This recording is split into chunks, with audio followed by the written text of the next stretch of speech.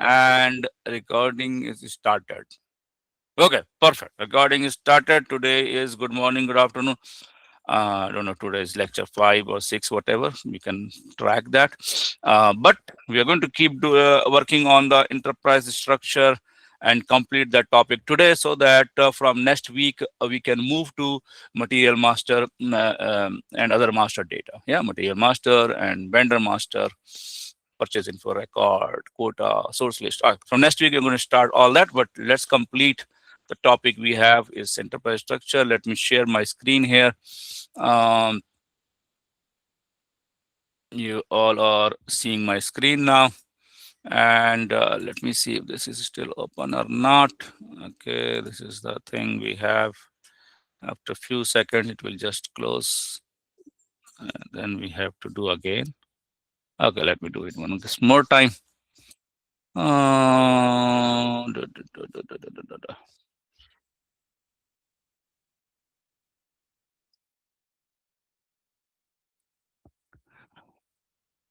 Okay, so last time we did the P2P cycle yesterday, and just do a 1 minute recap, not more than 1 minute. So which one was our PO? What was our PO yesterday? 2648. Always keep a screenshot record so that you save time. 2648.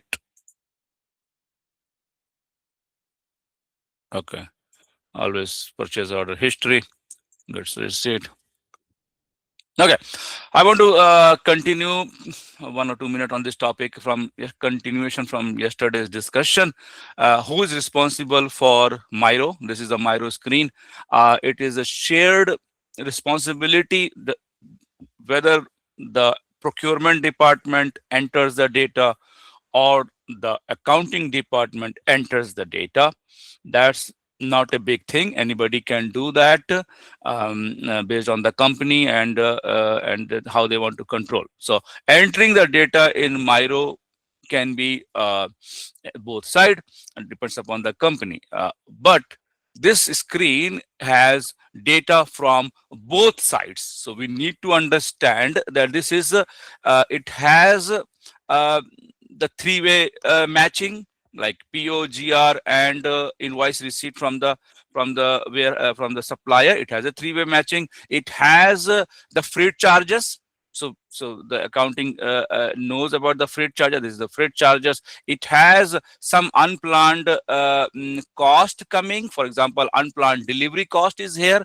If something which we have not planned, and then the supplier or any carrier says, hey, we have extra $200 because of this happened in the shipment, blah blah, this unplanned cost. So all these data, the so-called unplanned cost or regular freight cost, or checking whether we have really received 100 or not, and blah blah, all these so-called verification is definitely done by the procurement and warehousing department.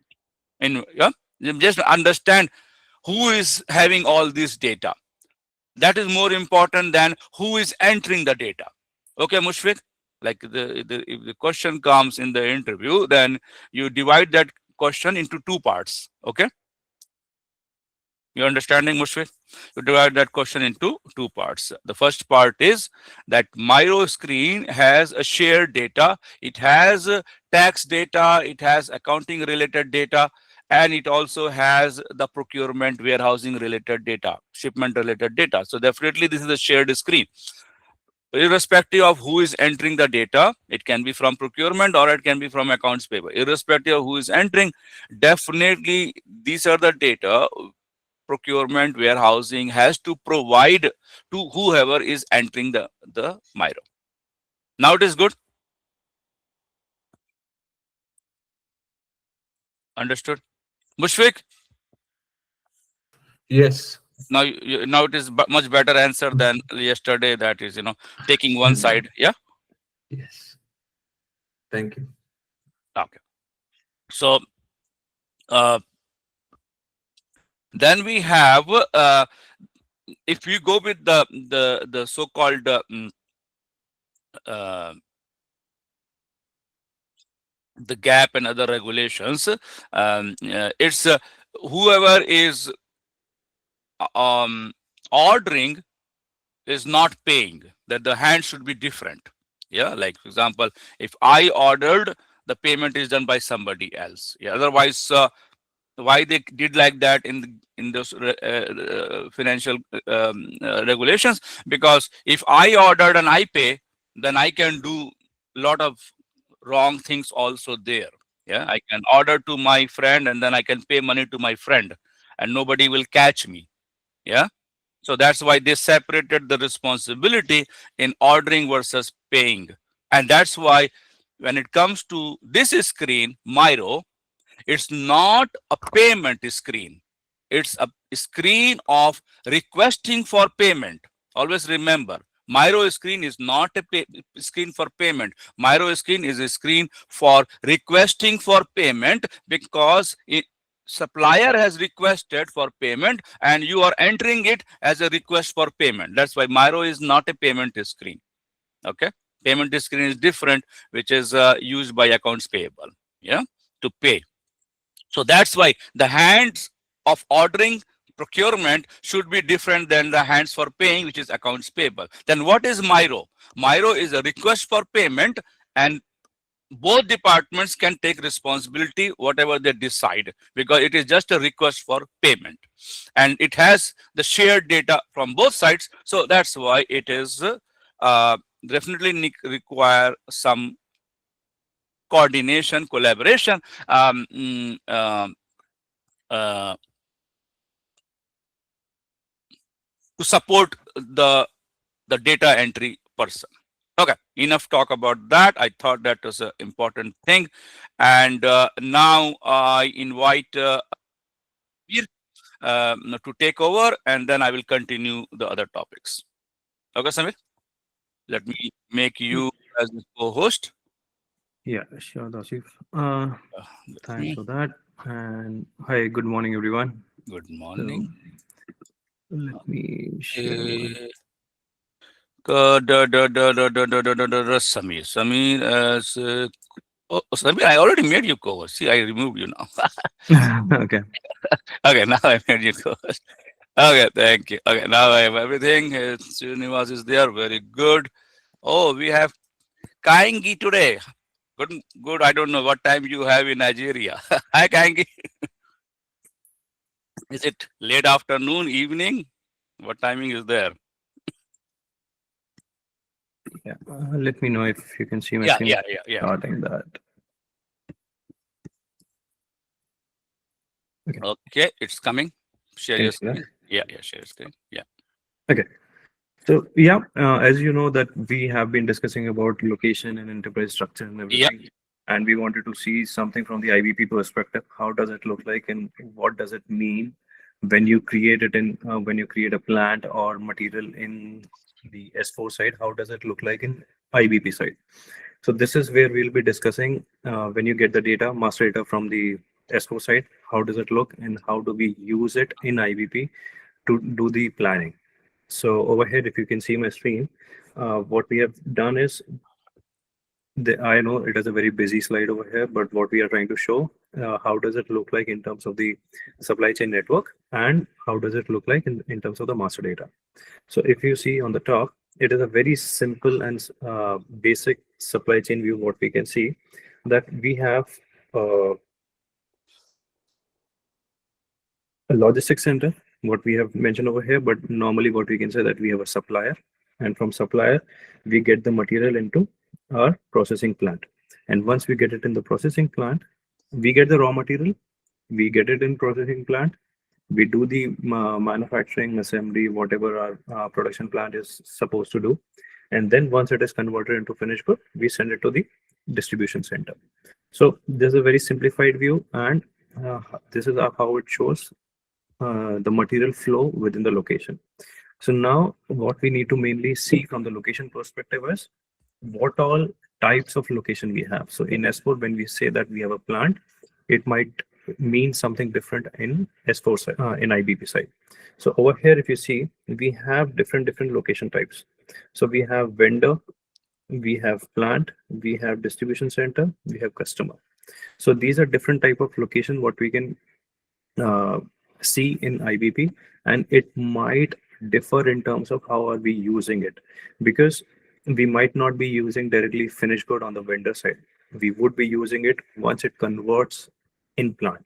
So it is very crucial to mention that which location is that and which type of material it will be utilizing. So in this case, it will be raw material in vendor side, and then raw material will feed into plant, it will convert into FG, then FG will go to the distribution center, and then finally to the customer. So in this case, what we have mentioned that we do have a couple of vendors from Chicago and Dallas, and then we have a plant at Atlanta and Phoenix. Over there, we'll be doing it, and then in the we have multiple distribution center in this network, where it could be somewhat near to our demand place. If it is on the East Coast, we have to consider, then we'll be doing the New Jersey, or if we have to go to the other side of the world, it could be Singapore, Rotterdam, and all. So this is how we have different distribution center maintained this in the network. And then this is another view of our supply chain, which shows that we do have we do have a global supply hub.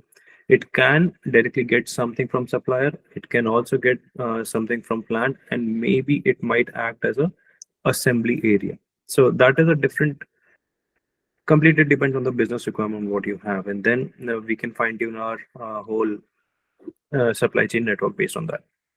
So now if I show you the other way, that how it looks like in IBP. So it is again a notional form of it, but not the actual screenshot from IBP. But if you see, it would look something like this, that you have vendor, plant, DC, and then which all customers are connected to this DC. It is not necessary that all DCs will be getting the product or the material from all the plants. So we need to mention that how it is linked. So this DC1 is linked only to plant A and not to the plant B. So this shows what is the network, what is the source, what is the destination for every node or the location. So in this plant, this doesn't give anything to DC2, but it gives only to DC1, what we see here. So when we are creating a when we are getting a demand, we would know that it is coming from DC2, and ideally it should go to plant B and not to plant A. This is the connection and the network in the system. And similarly, from the customer perspective, that whatever demand we are getting from the customer should go, if it is, let's say, C8, customer 8, so it is only linked to DC4 and not to DC1 in this case. So this is again, again saying the similar thing, that we need to visualize how we are procuring the material, how we are sending the finished goods to the customer, to the DC, to the retailers. All those things we can visualize over here. And then all again, it is a very important point that we need to mention what are the types of the location. If we say that it is a plant, we cannot say the or if it is a vendor, we cannot say that it is manufacturing of finished good. So there is one more thing on the IVP side. When we'll study IVP in detail, I'll mention that also, that we will not maintain a combination of finished good on the vendor. We'll maintain it only on the vendor, because vendor is somewhere where we are getting the raw material from. We are not producing the finished good in the vendor side.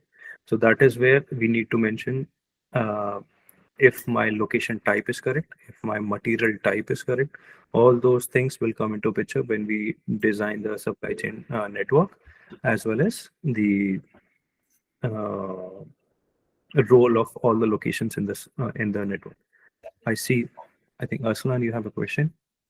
Yeah, so just a clarification here. So let's say if this is a trading entity, right? The business that this is actually functioning as a trading entity, the goods actually come as finished goods from the supplier, Yes. But Yeah. and you're not doing any value addition in your operation, right? So True. you would still not define the supplier as a plant, because No, I you're mean, not really getting involved in the operation that he's doing. All you're doing is buying a finished good from him, right? correct. We would still name it as a vendor, but we Right. can always maintain a combination. When I was saying that we need to maintain a combination of vendor and raw material, but when you're a trading company, you can always maintain it as a vendor and finished good. So you're absolutely right on that. So it depends on the business we are tackling it, and what sort of requirement they have, and how does their business work.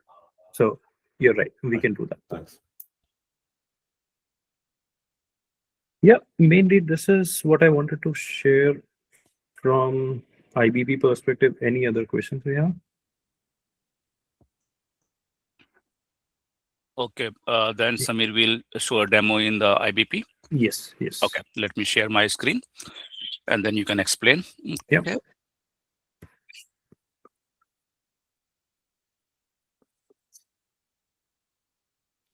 Okay, everybody seeing the IBP screen? Yeah. Yes, Samir. Yeah, so over here, the network, what I was showing you in that slide is something what we can see it in the IBP also. So if Traffic, we can go to the network. So network might be available, might not be available in your system what you have. So normally when you do a planning, when you set up the location and plant, you can always set up a network. So I'm not sure if it is available in the system or not, but we can still show you where to see that. Yeah, this is So, the one. yeah, if you see this supply chain network, you can go to this tile and you will start seeing your networks, whatever you have available. You can always make it once you create a planning area. You can always create it based on the combination what I said. And if by any chance we incorrectly maintain a combination, your network will mess up. That's why I'm saying it multiple times. We need to maintain the location type very cautiously, as well as maintain the combinations between these location and the material very cautiously. Yeah, and then if somebody has, like, when we do the class, we create our own planning area, we create our own network. We can show the demo here. Currently, as you see that, we are trying to see if somebody has created that. If it is created that, you select that guy in the planning area and you go here. And then if it is there, it will show up. Yeah, if they have done the job. Yes, that's true, Samir. So now we go to the, which one we have, the data. Sorry, my bad. I lost you for last 10 seconds. Sorry. Okay, so if nobody has created the network, it will not show up, even though we select. So now we are going to the next one, which is we can go to the master data. Yeah, we can go to the master data, and there are a few types of you can go master to data. the manage master data, the third one. So, I want just a quick question here. Yes. So the basically in SAP, the architecture of that supply chain network is also there. So in IBP, that is pulled in, and you still need to make changes to it, or you can pretty much pull in whatever is in SAP and work with that. Mostly it works like that. Whatever is in SAP, IS4, we get it over here in IBP. We do not generate new master data over here. It is mainly. No, I'm talking about the network itself. No, network we would have to create it over here. Okay, so that's not coming from SAP directly. No. Yeah, network is this here. Yeah. A very good question, Ursula. Network is not there. We create the entities in HANA, but the entities structured in a network is IBP. Yes. Okay, because in SAP the configuration actually shows the relationship as well. Yes. Right, but it's not pulled into IBP. You still need to create in IBP. Create the structure here. Yeah. Okay. The whole,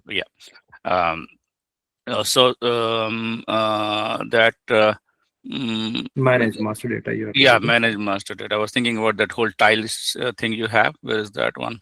Just search manage master data on top. Oh, manage master data. Okay, here. Manage master data. Yeah, that whole section I want to show instead of going directly one. Oh, okay. Yeah. Master data. The first one. Yeah. Okay. The new version. Yeah. So over here we can see all the master data, what is either coming from S4 or we are generating it in IBP. So over here we can see the location one. Maybe you want to go to a specific planning area where we might have some data, Taufeeq. Okay, yeah, we selected that one yesterday. Yeah, Yeah, that was ZSC and IBP, if I'm not wrong. Z S. This no, this is search. Can you go to the Oh, this plan? is planning area. Sorry, yeah, here. So we have G S. I have selected that screenshot here for Yeah. yesterday. Z N E S Oh, I sorry. Z N ZNES. E S I Sorry. B P. Yeah, we took yesterday's slide. Z. Always keep your screenshots because there's G N E S I B P. Yeah, that guy. This one. Yeah. Okay, and then go. Just click on go. Yeah. So select your planning area. We'll explain all that baseline, blah blah. But this So is then all. you will see Yeah. all the master data available for that planning area, and it Yeah. is not restricted only to location. There are a lot of other things Yes. regarding production, material, location, vendor, component, currency, and resource, what you'll be using, and a lot of other things. So you can see all those things over here. But for now, just to keep it concise, we'll go to location. Exactly. Yeah. So we do the location here, or we just search the location only? No, it's just at the bottom, if you see. Oh, this NES location, that one? Yeah. Okay, perfect. Okay, we go there. So you would see that what is the location ID, and then location would be nothing but the location name. And then you have latitude, longitude, which will help you to maintain where exactly that location is lying in the vault. Because based on that, you might also try to fine tune or cross check the lead time what you have. So for example, if you're getting something from Japan, it shouldn't have a lead time of 1 day. But if it is somewhere in your next town, it shouldn't take 30 days. So those type of things or cross checks you can always do in the master data, and these things might help you in that case. And then is your location region. Region is nothing but the high level of location. It could be east, west, south, or it could be a province, or it could be a state. It depends how you want to aggregate it. And then this is the major thing of location type, where we see what type of location it is. If it is a DC, supplier, plant, warehouse, or a vendor, whatever it is, or the customer, not the customer. Customer has a different master data. So this is all what you can define what type of location it is. And then based on that, whenever we go on to the combination of material and location, we can always refer to this, and we might also be able to define some logics on it.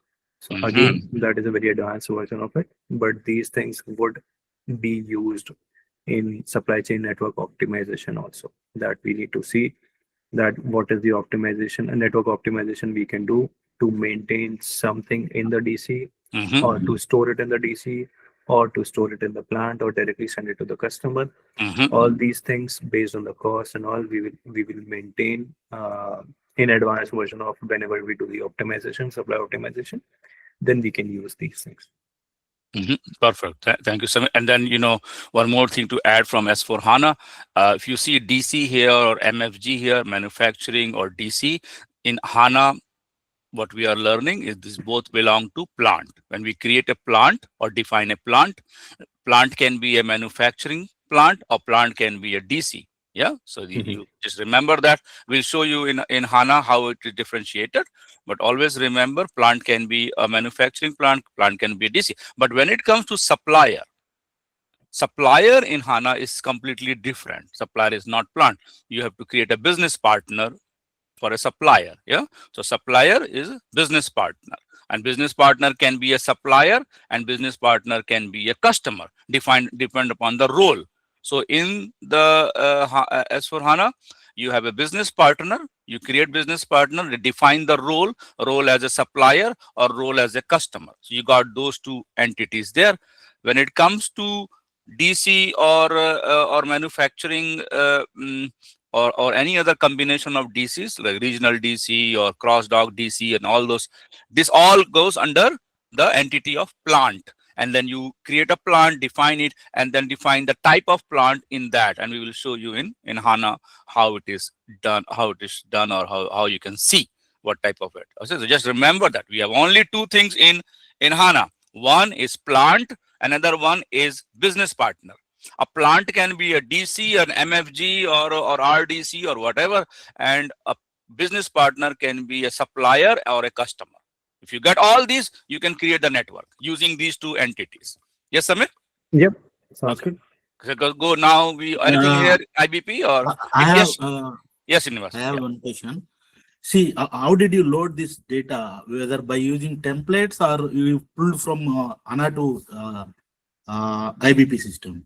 S4, yeah, it Yeah. comes from S4. S4, I mean, yeah. but you can do it in manually in IBP, but that is not recommended if you have S4 system also, Mhm. just to keep everything in sync. Otherwise, S4 will have different master data and IBP will have different, Mhm. and then transaction data will not be in sync between those two systems.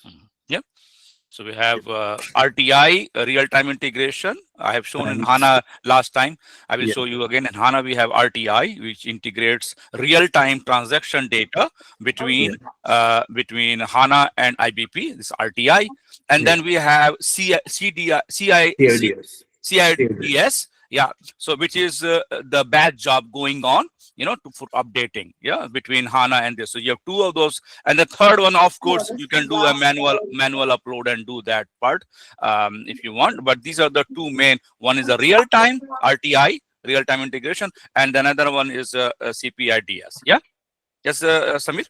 That's right. Yeah. The Okay. CPIDS has been renamed to CIDS now. CIDS. Yeah. Before it was CPI. Yes, Vishwa, you have a question. Yes. Are we going to use this RTI for both the time series data as well as order series data? No. For time series, you'll be mostly using CIDS, and then if you want to do order-based series, then you use RTI. Time series is understand. Time series is forecast based. Order series is order based, sales order based. Yeah. Yeah. So which has the transaction data.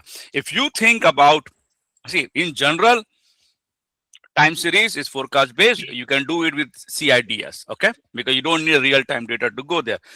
In general, order based, you need a real time transaction because sales orders enter. You need to take care of that immediately. So you need RTI. Yeah. Okay, Vishwa. But one thing to be understood. In time series, there is also the updates going on. The transaction data are also there. Yeah. So don't think that the time series is just taking care of the batch data. There are real-time data supporting time series in the calculation. Yes, Samir? There are the transactions data. Yeah. So definitely, if you want, because the time series, if you are running and you're losing some of the transactions happen in the goods movement during that time, your snapshot in the time series is old for the goods movement. Yeah. So if you are waiting and doing it, because in time series, when you run it, it will take the latest one and do all that. But in real time sales orders, you need to have the real time at that moment. The order is entered. You need that order to be planned in IBP. So that's in general RTI, order based, and CIDS time series.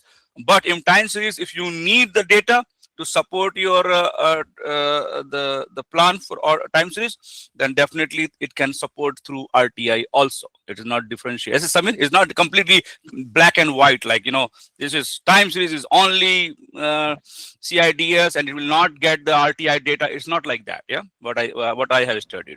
I mean, it's a gray line right now because there is something what SAP has introduced, which is HPA, harmonized plan area. Yeah. In that case, they are trying to use both CIDS as well as RTI. So that's why I'm saying it is gray now, but earlier it was pretty black and white. What I have read recently, it is like this now. Yeah. When you use HPA, harmonized planning area, then it is mix of both. Yeah, it's not so it's not like completely separated. Yeah. Okay. Yes, Vishwa, another question. Yeah, thank you so much. I think I got the understanding. So only for OBP, we can make the master data changes here so that the real-time integration works. Integration was, yeah, because the RTI order Like, base is basically customer order coming, you have to take care of the customer order immediately, yeah. usually in S4, we do the master data changes, right? So that will be reflecting on IBP. So we can do from IBP back to S4 in OBP, like real-time integration.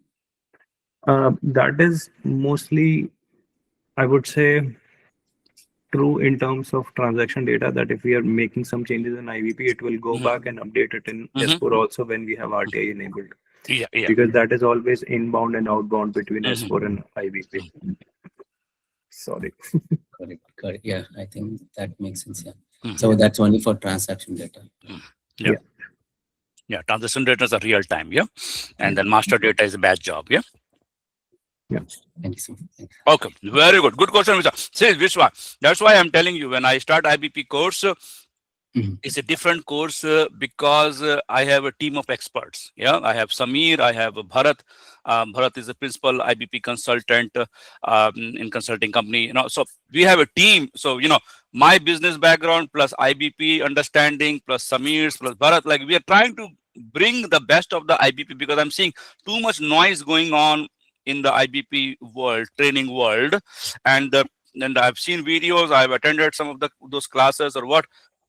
They are teaching you technical IBP. Technical IBP is not going to make you an IBP consultant, I tell you. Okay. If you learn to create this location master, nobody is going to give you job because you know how to create a master data like this. Yes. Yeah. Okay. Very good.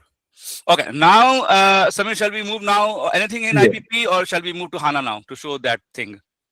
Yeah, I think from IVP it is good. Now, if you want to show the similar thing, S4, you can show it. Let's go there. Yeah. Okay. So this guy cannot wait for me for 2 minutes.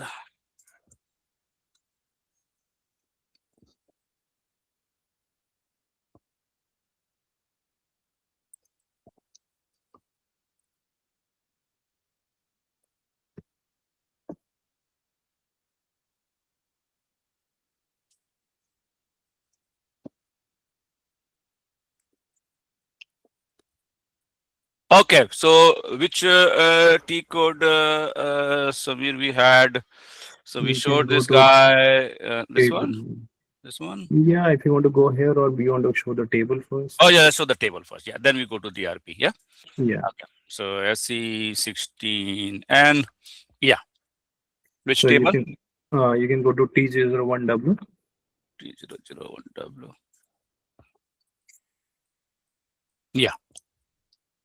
Yeah, so this is where it actually shows what all master data you have from location perspective. So all the plants over here, what you see, valuation area, addresses, and if you can go to right, you will see all the fields available to location will be shown over here. And this is something what we would maintain it in IVP, S4, and then it flows to IVP. So, and there is one more table which is very specific to APO. I think if you can go back and we can populate that one. Yeah, let me go back here. Where it shows the location type, SAP APO log. Yeah, one thing, Samir, let me show them. When you play with the table and it's so much data here, it just make, this is the change one. Go here, change layout, choose layout, take the change layout, and then you can see all these columns. What are you're scrolling and reading, and you don't understand what is hiding here, blah blah. It's better to read from here, okay? Because all that is displayed columns are here and hiding is here. Yeah, so just go and slowly, this is what consultants do. They read from here. Yeah, the read from here is very easy to read from here, and then you say, oh, oh, this guy is important for me, and it is quite a lower level. For example, whatever that number is, if you say plant category is important for me, I want to see your distribution channel is important, just select this guy and throw in the top, move to the top. Yeah, so if you move to the top, now it is click here, so now you will see the column starts with distribution. Whatever you feel is important for your analysis, bring it on the top, so that you can use it from here. And then, then you have here, you can do the filter by find here, and you can find that one. That's easy. For example, if I have here, what is this guy? I'm just some showing them some navigation here so that get comfortable with the tables. For example, pin 1 is my plant, and I want to see where is pin 1. So I just enter pin 1 here, and I enter, and is going to is going to find a pin 1 for me. So you don't have to keep scrolling back and forth. Whatever you want to see, and if you know that, just enter that, and it will show you on the screen. Yeah, that's another important thing. One more thing, it's sometimes you feel like, okay, this is my, let me see here. I want to see these things. Where is that guy? So it is a plant evaluation area, factory calendar. Okay, so if I say, I want to group all these by distribution channel or by plant, whatever. So this is your sorting is there. Yeah, so you can use the sorting. Yeah, for example, you say here, okay, I want to sort like that. See, so it will sort it for you. So now you will see that, hey, all those, this is without any distribution channels here. Yeah, if you go and do the sort the other way, then you will see, okay, this is my YA, then Y1, then U1, then U. So I want to see all the plants who are using the PY distribution channel. I can see from here. Okay, just because I sorted it, I can do that. If you want further analysis of this, and if you think it's too much, I cannot do it here, all the analysis, which most of the analysts do that. Then you just go and take this data from here, click on this guy, export spreadsheet. Yeah, a spreadsheet, and you just download this data in export here, and then you get all the data in your Excel file, and then you do the analysis. Yeah, sometimes I just download the data. You see, I just download the data, and then I do the analysis. It saves the time to find some of those data. For example, this is the one I think I did yesterday. You see, this we are looking into some stock material and all. So I was trying to see that. So I thought, let me download the data, and I can get this. So okay, so you understood some of the navigation part here. And now let's go to the one Samir is telling us. Samir, which? Yeah, that is SAP APL LOC. Yeah, this one. Yeah. Okay. Yeah, this one. Yeah.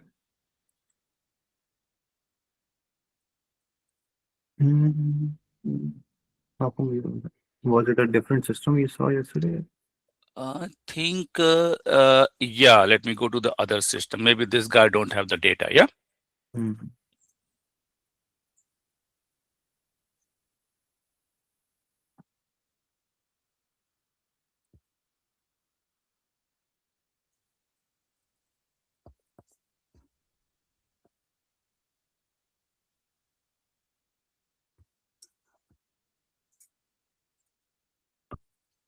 Yeah, explain that. Yeah. Yeah. So over here, if you see the similar data, the first one is again your location ID. And this view, what we can say, it is a pretty technical number, but normally we keep it pretty simple numbers, 100, 7020, something like that. And then you have the second column, which is LT. LT is nothing but the location type. This is where it mentioned if it is a production plant, DC vendor, or we are doing subcontracting, or if you can just click on F4 over there, F4. Yeah, just click on 1021 or any location. Yeah, type, 1021. Yeah, and this then guy. click on that box. Yeah. So this will show all the location types we can maintain it in the system. Either we want to distinguish it as a production plant, distribution center. I mean, there are some random ones over here also, that airport, railway station and all, but it totally depends how does your business work, and how do you want to differentiate your location types based on how do you want to store, handle, process your material in that location. Okay, so this what you can see in location type. And then you have a lot of other details. What is that, in which time zone you are in, what is the address, what is the business partner ID, what is the longitude, latitude. You can see all those things. All here. Yeah. This is Yeah. all the field. Latitude, longitude is a very important data because you need to map your supply chain network in geographic map. You have a global geographic map, the world map, and you want to put all your entities in that geographic map. And how you will do that? Not by the address you type here, blah, blah, blah, California, da, da, da. No, SAP is not reading that address you have typed. The SAP is reading the intersection of the latitude and the longitude to drop the dots in the map. Okay. So that's why this data is very important. One of the project I did when I was in PwC in Chicago, I did the project. You cannot believe, sometime I will show my Excel file. I have to do that supply chain network analysis. And I brought all the latitude, longitude data of all the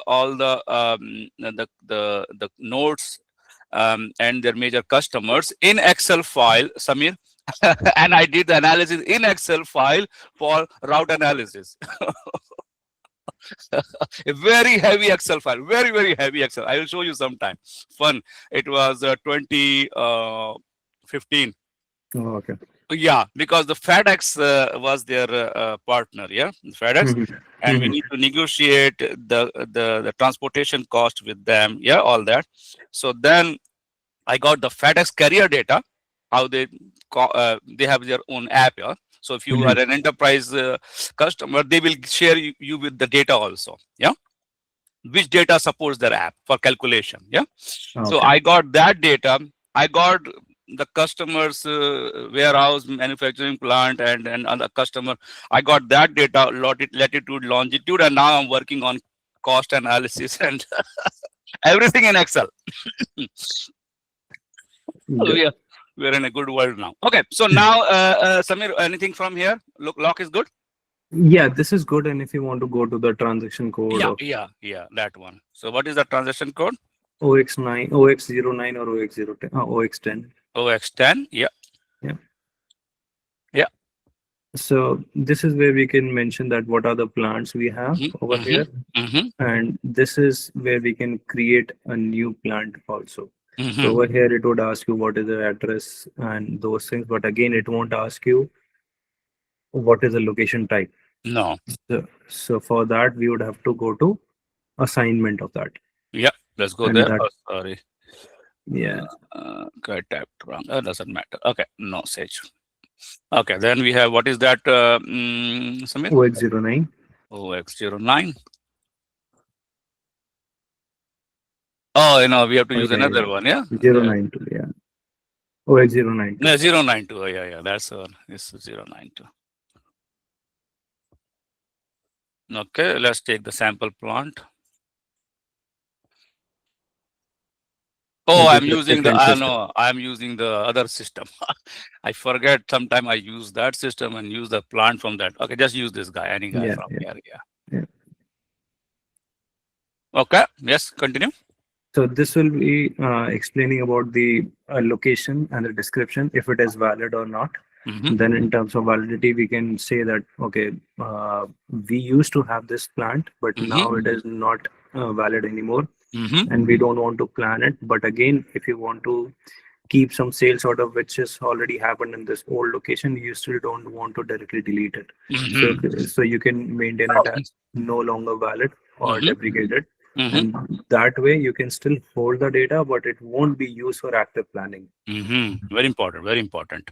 The node is not active, but still hold the data. Yes, Samir? Yeah. Very important. Very important. Okay. So then the planning, it will not consider that as a node. So no plan. There will be no purchase acquisition or STOs created for New that. data won't be generated on No that. region on that one. Okay. Very good. And then we have DRP9. Yeah, This is where we'll be. Yeah. DRP9. Okay. This is where we mention that what is the node type over here. So in this case, we can say that whatever plant I have created, if it is a store, distribution center, plant, stock transfer point, and all those things, we can mention it over here. So this will, when we integrate this data to the IBP, it will take the similar data over there and then populate it in the location type what we saw over there. Very good. And all these what you see here, is part of the plant. Yeah, all these what you're seeing is part of the plant. Yeah, Yeah. Yeah. That's yes, Arsalan. Yeah. So what's the difference here between the distribution center and central warehouse? Which is the higher level node? I mean, to be very honest, I won't say that these are standard one. You can maintain these, and then Okay. you might have a different use case that you would have created, or maybe it is multiple time created. But whenever you Okay. have standard, then you keep it over there. But normally, somewhere I've seen that people normally differentiate it between where you actually store it, or which will become a warehouse. And in distribution center, you just do the cross docking, that you go over there, you just transfer the material from one truck to another one, and that acts as a distribution center. So it has a different business meaning, I would say. So Okay. these might So not it's be configurable. standard. So these are just name identifiers. You can define how the relationship is. Exactly. Usually Yes. within a supply chain environment, usually DC means the central hub. Yes. Yeah. It is the one that supplies other warehouses. The idea is a DC doesn't supply customers. A True. warehouse supplies customers, right? I mean, and now in one of the business I've seen that they have used multiple DCs. One is that mother DC, another is regional DC. So Okay. it depends that how they want to prepare their hierarchy in terms of location. So it is not very hard and fast rule that DC means this one and you have to use it just this way, because every business have a different nomenclature and they use it in different ways. So we just rename it according to the business. Fine. So I'm just clarifying from the perspective of APIX or ASCM. So I actually am ASCM Yes. certified. Mhm. So that's why what I would say the standard terminology when you talk to a supply chain body, a DC is someone that's a warehouse that supplies other warehouses. Mhm. It does not it's not supposed to supply customers, although Mhm. companies operate differently. Makes sense. And Arsalan, you're right. When I was working in Amazon, and Amazon supply chain, I think it's become a textbook now. Yeah. So Epix is exactly what Amazon also follows. Is Amazon has regional distribution centers, centralized distribution center, regional distribution center, RDC. But the orders does not drop in RDC. The order drops in FC, fulfillment centers. Yeah. So the customer order through the website, Amazon, it drops in fulfillment centers, which are FCs. FCs receives the stock from the RDCs. So RDCs is replenishing the stock to the FCs, and FCs are shipping it to the customer. Okay. And from where the RDC is getting it from the cross dock, which is so-called the centralized warehouses where the suppliers are shipping. Suppliers are not shipping to RDC. Suppliers are shipping to XDC. XDC is cross dock DC. XDC. So XDC receives the shipment from supplier, and from there they don't hold there. They just ship it to all the RDC. That's why it is known as XDC. Right. Yeah. And from RDC it goes to FC, and from FC it goes to customer. That's the Amazon supply chain, which is the so-called a textbook now in the world. Yeah. Irfan, from my end, I can add one thing.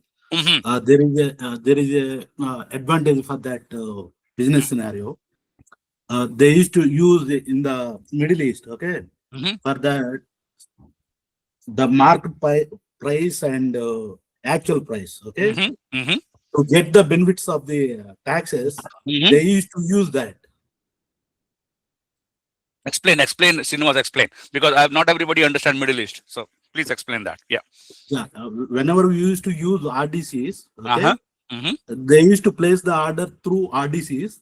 They will get the order. That time they used to use the actual price wherever they are getting the source of supply. Okay. But the order fixed in the DC level, they used to place that market price. Oh, okay. There is a benefit for that. They used to use that. So two different pricing in two different nodes. Okay. So one is the actual. What was the two prices you said? One is the actual price. Actual price.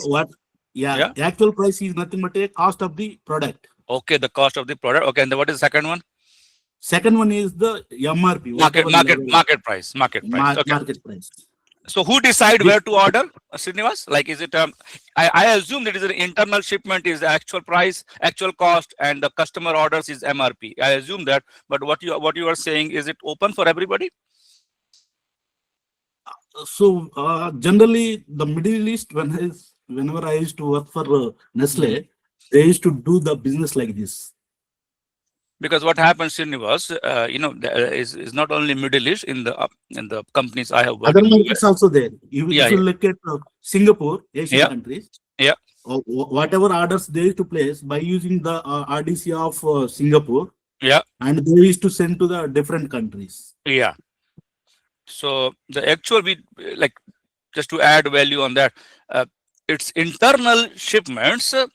We call it as transfer price. Yes, Samir, the transfer price. Yeah, like Yes, exactly. we call it transfer price. From we learn in HANA. This is part of the course. Stock transport requisitions converted into stock transport order, and when it's converted stock transport order, it is an internal shipment from one node to another node, and we call it as a transfer pricing. Yeah, transfer. Yes. Yeah, so that is internal. When customer order comes, that's not a transfer pricing. That's a sales pricing. Yeah. Yes. Okay, very good, very good. Okay, Samir, anything on this topic, or we are good with this now?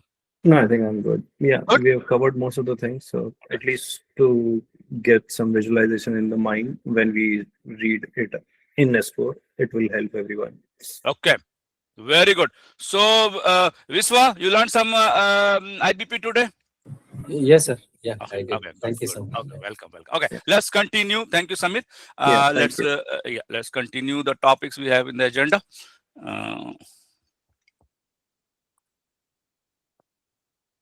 Any questions while I am switching my screens?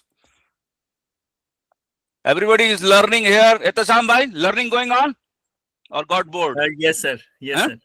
Yes, Uh, sir. uh, Very interesting. How is my friend Samir? He's my neighbor also. We meet here in Tim Hortons and we have a good discussion. Have a coffee and we discuss supply chain for 2 hours. Yeah. That's why I tell Etashamba, you build your supply chain friendship network, and then meet them, and then discuss with them, and then share knowledge. What you know, what he knows. Samir share his consulting thing, what he is doing, and I share my thing, and then we both help each other. That's why we try to meet in a coffee shop, and then sometimes you go and meet, and we have a very good discussions. As always, you learn a lot with your professional network as compared to watching a YouTube or reading a book. It's very important. Everybody should, not only at the sum, everybody, all of you should be very comfortable in. That's how we met Mushfiq. Yes, Mushfiq. That's how we met you. Yes, I came from North York to Oakville. There was some meetup in supply chain, and then Mushfiq came. How you are almost 1 hour? You far from there? It's just in traffic, 1.5 hours. 1.5 hour. He drove 1.5 hour, and then he met me and Samir and Bharat. He met, and then you're happy or not after meeting us? So, Yes. yeah, so that's what the value added. Yeah, so you always be comfortable. If Mushfiq didn't drive 1.5 hour, then he will not know and he will miss that. Yeah, so that is where it's a little uncomfortable that going to meet an unknown people, but I think in the end you feel much more better, confident. So okay, I'm sharing my screen here. 1 second. Okay, I have so many things going on here. Where is my link gone?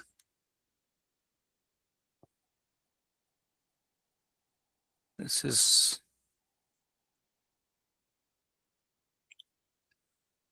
it's a problem.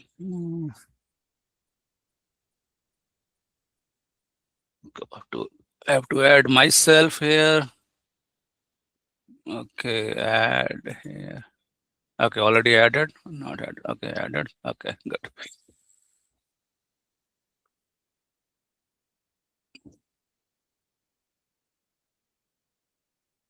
Okay, I am in other side now. And I am going to share my screen. Okay, good. Okay, thank you for that. So many things going on in parallel here. Okay, good. Let me see if you see my screen here. Okay, you see this, what we did yesterday. So let's go back to the agenda. I think the agenda is here. Yeah, this is the agenda we created yesterday. It's better to write in Excel than to write in the PowerPoint, because I can keep writing. Okay, so the agenda, we have covered the P2P. Yes, we covered the P2P. We have MMFI. Yes, we did the so-called, we'll talk more about that today, the MMFI, because that's OBYC T code and FS00 T code. We'll learn more about that. But in terms of how the transactions happened, yeah, we have learned about that here. If you remember, this is a very good notes. Make sure you, after you attend the class, make your own notes, clean up all that. Don't expect me to give you a nice clean up notes also. Yeah, as you attend the class in the university, assume that. Yeah, so just make sure you make your own notes. But in terms of understanding and explaining, I think you got a very good understanding of this here. Okay. Um, then we will talk about material ledger today. We will create the company code. We'll create the plant. We'll do that today. Company code, plant. We'll complete that enterprise structure. Let's say how much we can cover, but definitely we'll cover that point. And we covered the MD04 MMBE yesterday. That's very good. And then we have we discussed about the what is item category. That's and we discussed about the account assignment category yesterday. And these are the so-called procurement types we define using item category. When we create a purchase acquisition, it shows up in a PO also. It shows up. Yeah, so you have to select that. So consignment, STO, this. Okay, so now let me start from here. This is the one I think will be much better. Okay. So anybody remember the formula for the cash conversion cycle? Who remembers the formula for cash conversion cycle? Let me see who, any of my student remember, or okay, let me see who remembers the formula for cash conversion cycle without doing Google. Nobody? Okay, nobody. Okay, so the cash conversion cycle is basically days inventory, DIO, outstanding, plus days sales outstanding minus days payable outstanding. Okay, why we are doing all this so-called the topic of special procurement?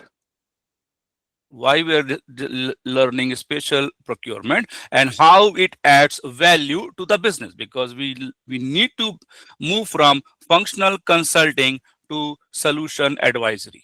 We need to go to this one to become a solution advisor. um, of course, you need to know functional consulting. This is an addition. This is not like, oh, I don't want to be a functional. No, first you become functional consultant, then you add value. How you add? You need to show how the business can get ROI faster from the SAP implementation. So special procurement has those things. So how we know that? We use this cash conversion cycle. Yeah, and then first of all, anybody, what is cash conversion cycle? Anybody here want to tell me the definition of cash conversion cycle? अरे ये भी बड़ा मुश्किल है समीर यार, ये recording हो रहा है, लोग बात ही नहीं करेंगे, बोलेंगे हमारी बेइज्जती हो जाएगी। सर की बेइज्जती हो कोई बात नहीं, हमारी ना हो। So it is the number of days roughly it takes for cash to move through the business, right? So in effect, if you're running a business, that's how much cash you need to borrow as working capital to run the business. Very good. Working capital to run the business, how much cash is stuck in the business. Yeah, that shows the number of days cash conversion cycle. Yeah, very good, Arsalan. So now you know that. So now when we say, okay, these are the number of days my working capital is stuck in the transactions. as Arsalan said. Yeah, this is the number of days my working capital is stuck. Yeah, so part of my working capital is cash in the bank, and part of my working capital is stuck in inventory or waiting for the accounts receivable. Yeah, customer has taken the inventory, the inventory, but has not paid you, so it got stuck there. Yes, it's stuck in inventory or stuck in account receivable. If it is stuck in inventory, it is stock. Cash is converted in inventory sitting here. If it is stuck in account receivable, inventory has been shipped to customer, but the waiting for the payment, accounts receivable. Understood now? This is how where your cash is converted into either inventory or accounts receivable. Yeah. So now you don't have cash in the bank, but you have inventory and accounts receivable. So that's why when you look into the balance sheet, if you attended the class yesterday, we have asset and liabilities. That's why we have all these three are here: cash, inventory, and accounts receivable. All these three are here. Okay. So why it is that? So now you know that if I'm going to buy inventory stock, I have to pay to the supplier. So cash will move from here to here. Yeah. If the customer orders it and not paid, so what will happen? Inventory moves from here to here. Now you understood? Okay. So let's start with the special procurement process number 1. We'll talk about the consignment. Okay, what happens in the consignment? Yeah, what happens in the consignment? Anybody want to give a quick definition of consignment? What is the consignment?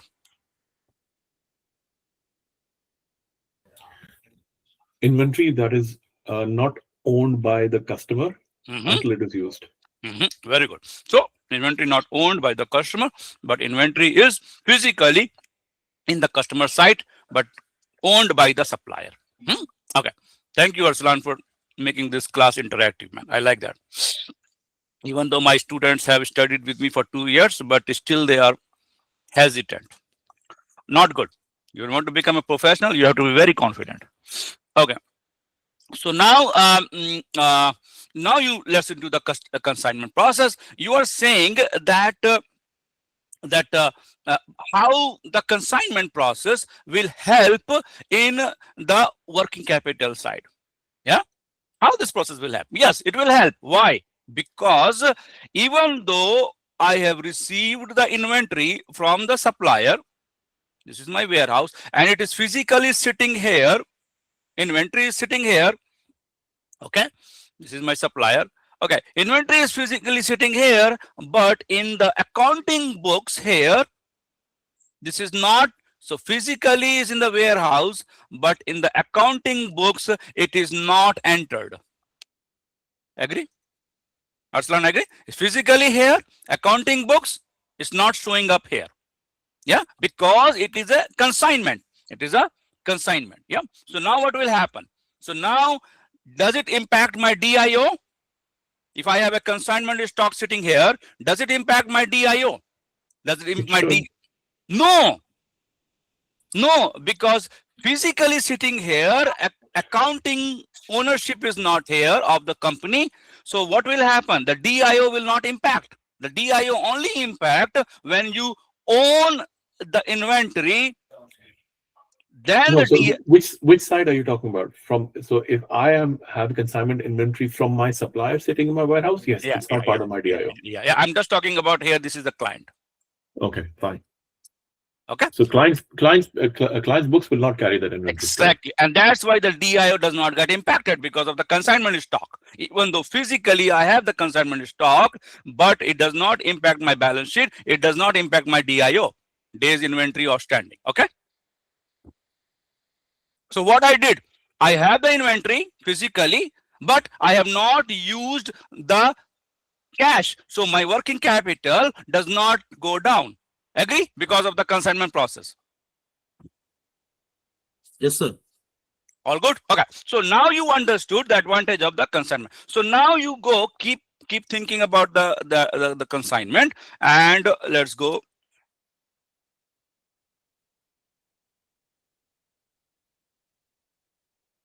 Okay, let's go here and complete that. So if you think about the P2P cycle,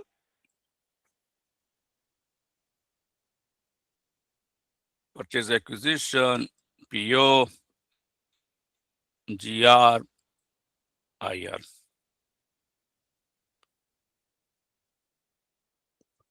Okay, now I'm issuing a consignment PO.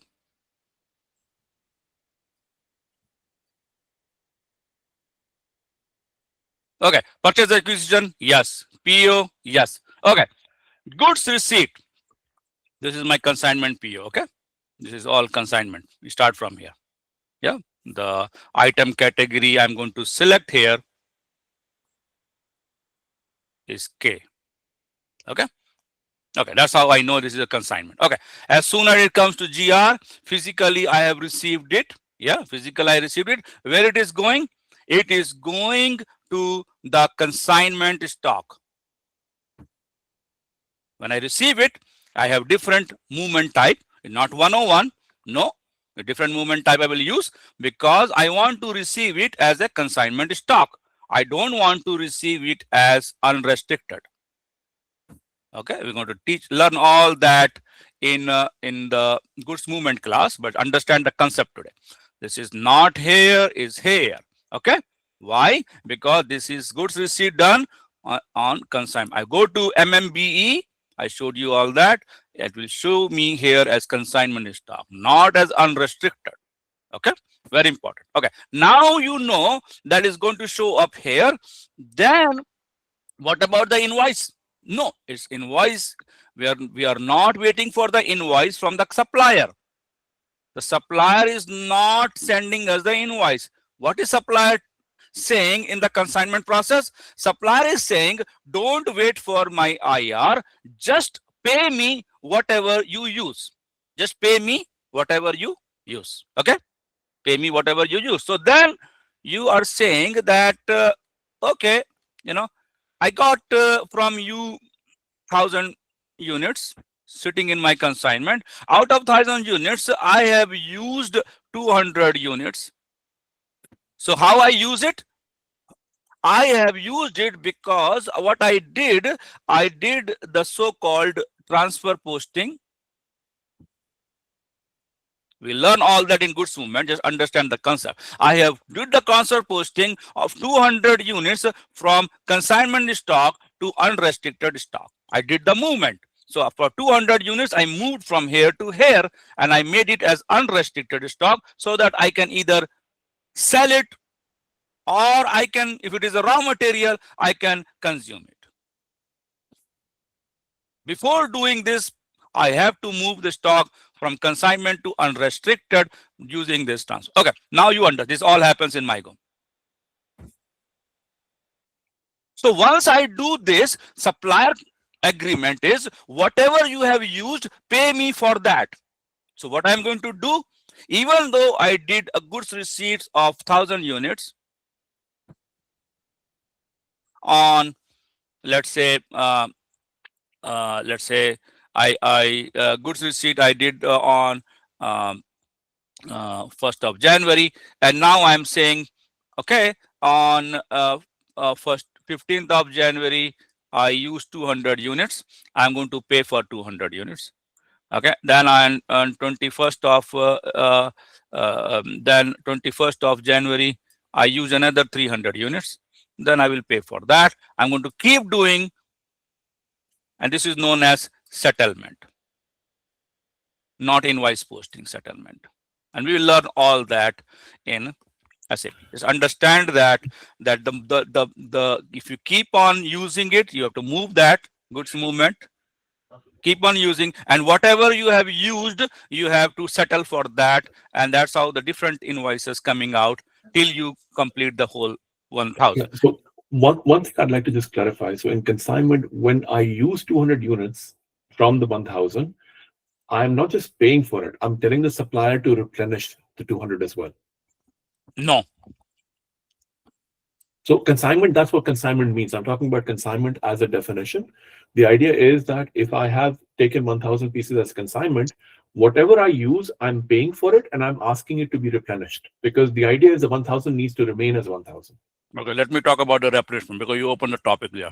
So isn't that a type of VMI, vendor managed It inventory? is a VM. So consignment is, consignment is VMI. Okay, let me complete that what is Arsalan said.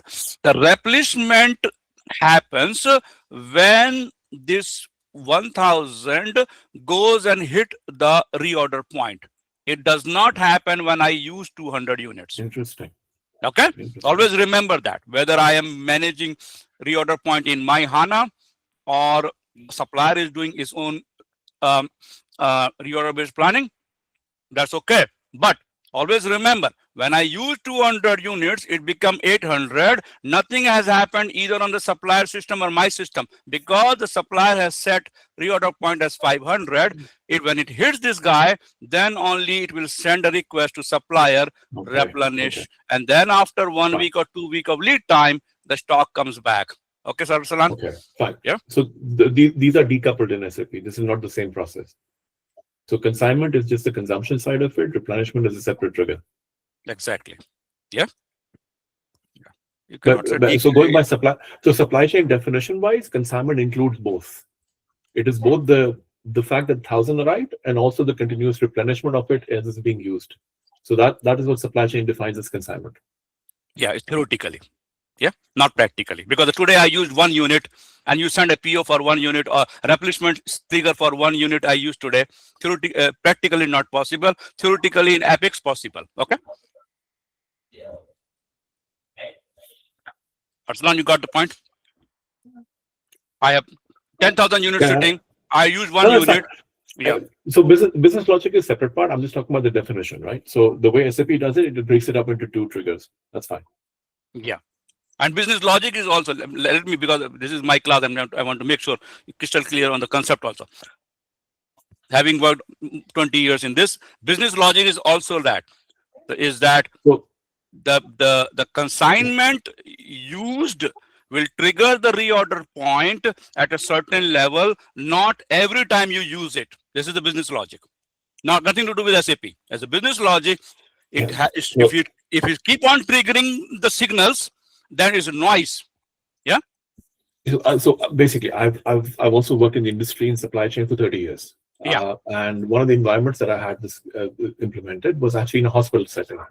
So typically in the operating theater, the surgical items that are used by the physicians, like stents and implants, basically were running on pure consignment, where even a single piece that moved had to be replenished, because you could not run on anything, because you don't want to carry too much stock, and supplier will not give you too much stock. A very specific business case, because I worked in St. Jude Medical and we deal exactly what you said for the pacemakers. Pacemakers in St. Jude Medical are $30,000 one pacemaker. So in that case, it becomes like I am keeping 1 piece in my stock, and as soon as I use it, the surgeon used it, I want the second to come. That is a very specific case I have dealt in 2010 in St. Jude Medical here in Canada, because it was very expensive stock and the hospitals don't keep it more than 1. Yeah. So you are right in a very special case, but in general, consignment trigger. And again, you say why it is triggering as soon as I used 1, because the 1 is set as a reorder point. Either a reorder point is 1 or 500, depends upon the business. Okay, very good discussion. Okay, now continue. So now you understood here that you are using it and you are settling it as you are used. So what business value this consignment process is adding? The business process consignment is adding is that it's not increasing your days inventory outstanding, it's not using your working capital at this time, and that's why your cash conversion cycle is reduced. Your purpose is to reduce. You have a lever here, and supply chain has the lever of this one, DIO. Yeah, trying to optimize the inventory here. Yeah, the more you optimize the inventory, the better, the less working capital is stuck. Okay, we have consignment stock in our warehouse. Yes. And then we have what about the DPO, the days payable, accounts payable, and accounts receivable? Okay, accounts payable is all about the accounting department discussing about the payment terms with the supplier. Yeah, like 30 days, 60 days. The more supplier can give you the leverage, 60 days. So if it becomes from 30 days payment to 60 days payment, does it going to reduce this one? Yes, because I'm subtracting 30 days. I have to pay within 30 days, or I have to pay so if accounts payable, the accounting department, accounting department, they negotiate with the supplier to move from 30 to 60 days, definitely you are holding your cash more in your side as compared to giving them.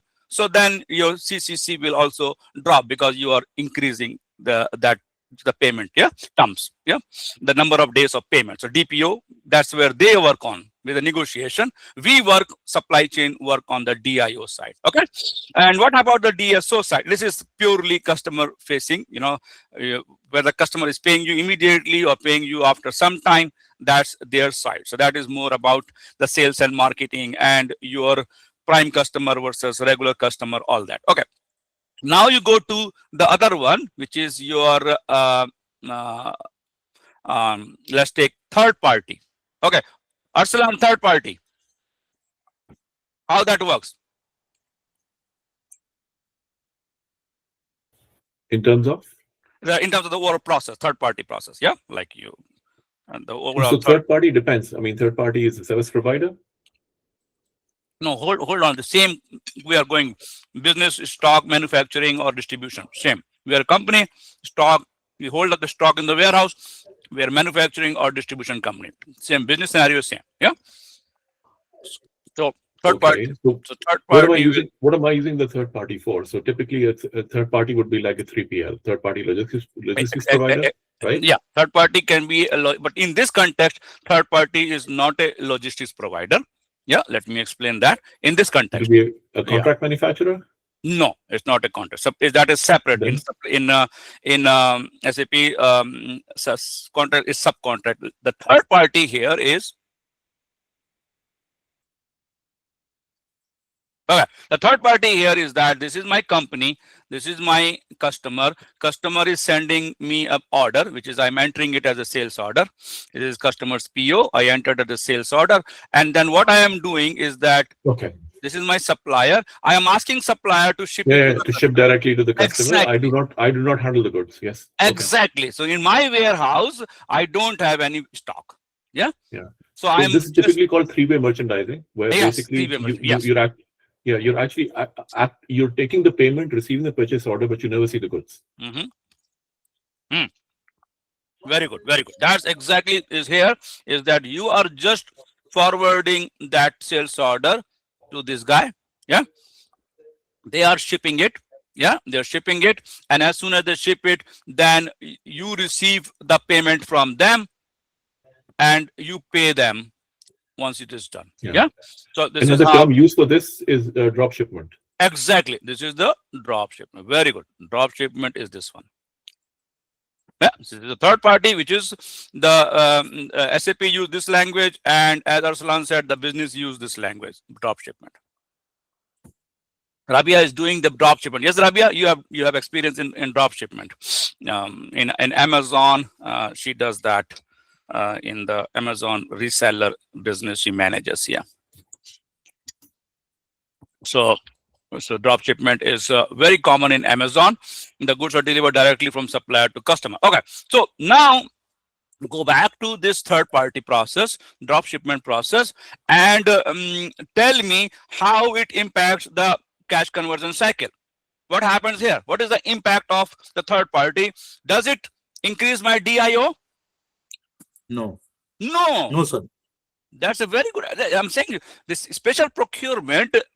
Why you're becoming a solution advisor? Because you are connecting the supply chain process here to the financial impact. Yeah, you're saying that if some of your suppliers agree to ship directly to the customer, then we don't have to hold the stock in our warehouse, and we are reducing the DIO, which will help you to reduce your cash conversion cycle. You will have more working capital in your cash.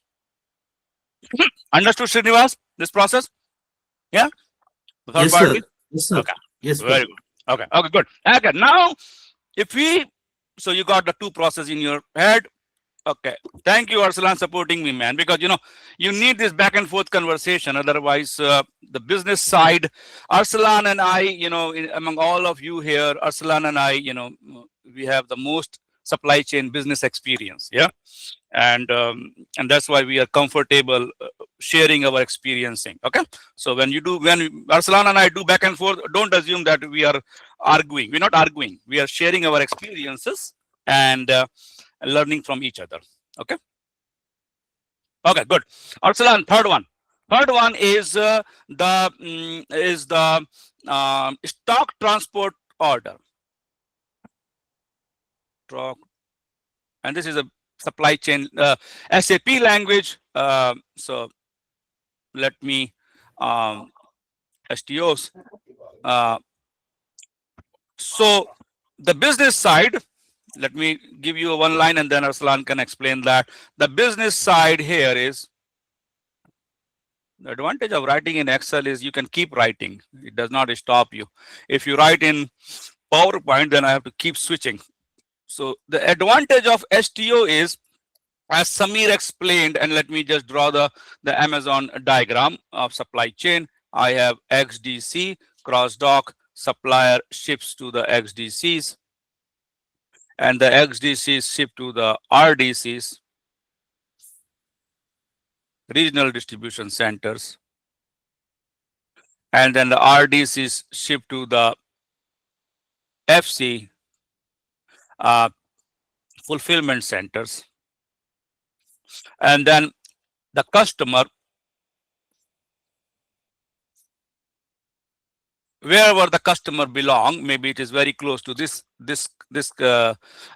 one, or very close to this one, based on whoever. If it is close to this one, the order get dropped here. If it is close to this one, the order get dropped here. Okay.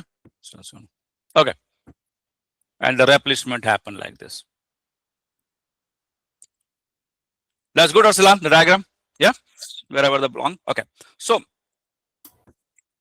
STO is basically you are replenishing your internal nodes. That's what STO is. Yeah. So if I take this guy and say all that thing inside this is your own network. Yeah. Assuming this customer is outside. Okay. So this is your own supply chain network, what Samir was showing. So what will happen? The replenishment happening here, the replenishment happening here. So you are moving the stock internally, or sometimes you replenish like that also. Yeah, you do that, both sides. Okay, so you're replenishing inside, so you're moving the stock inside. You are not sending another PO to the supplier.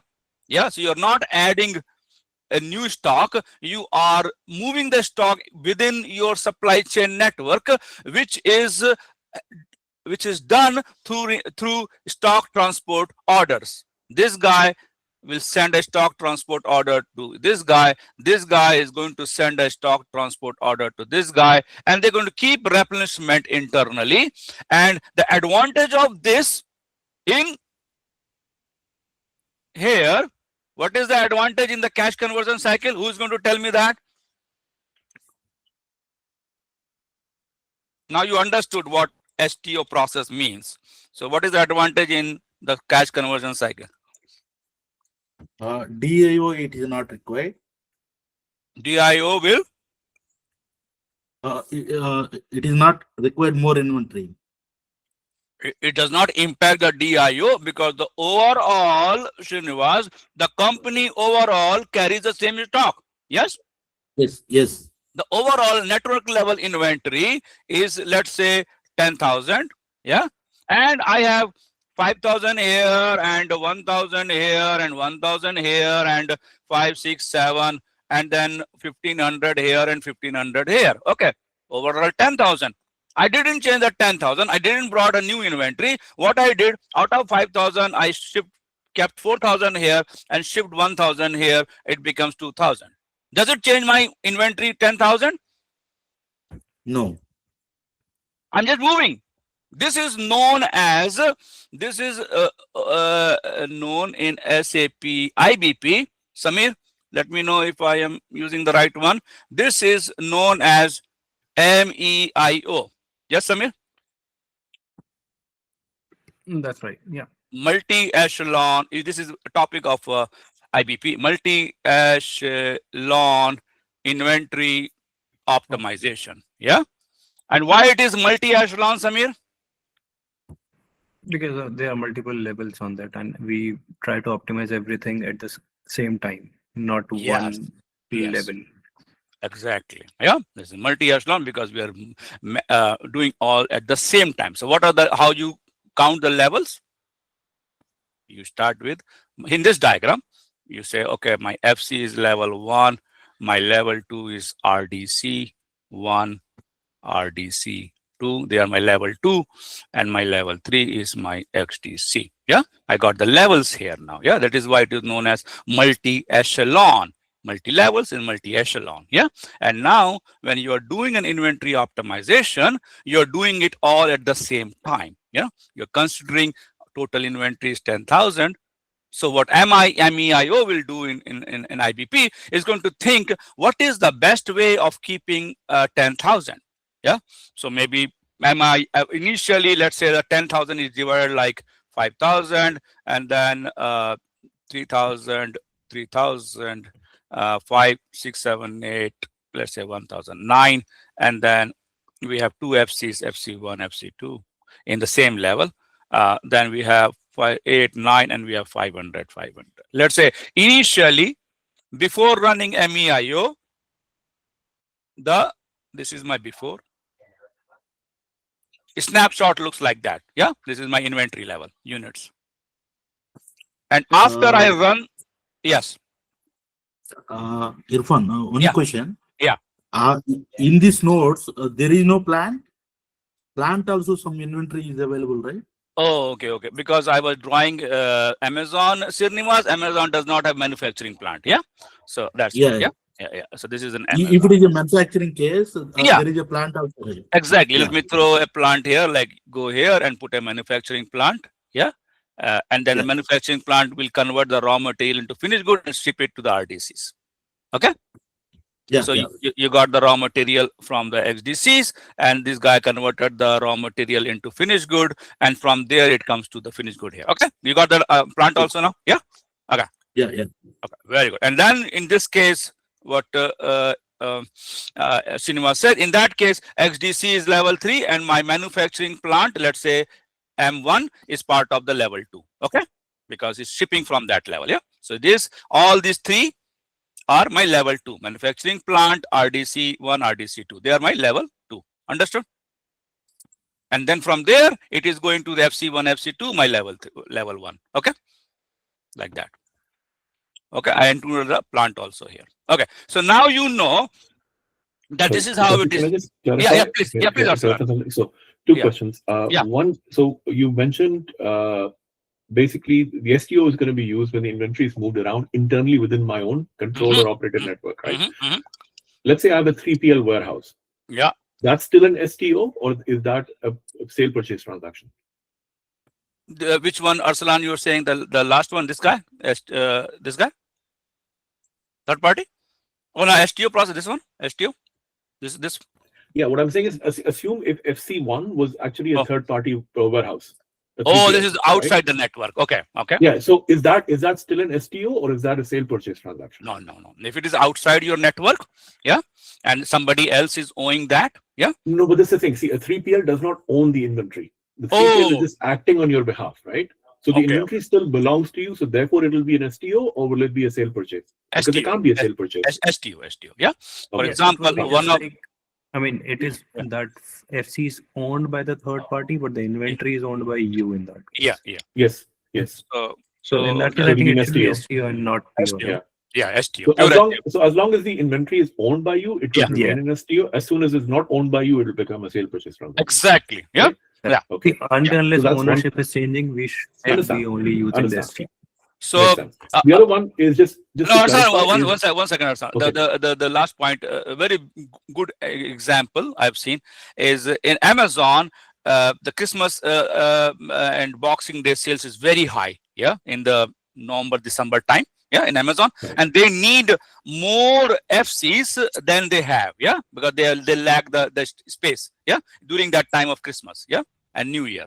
So what happened during that time? They get their stock to the Pepsi warehouse. Can you believe that?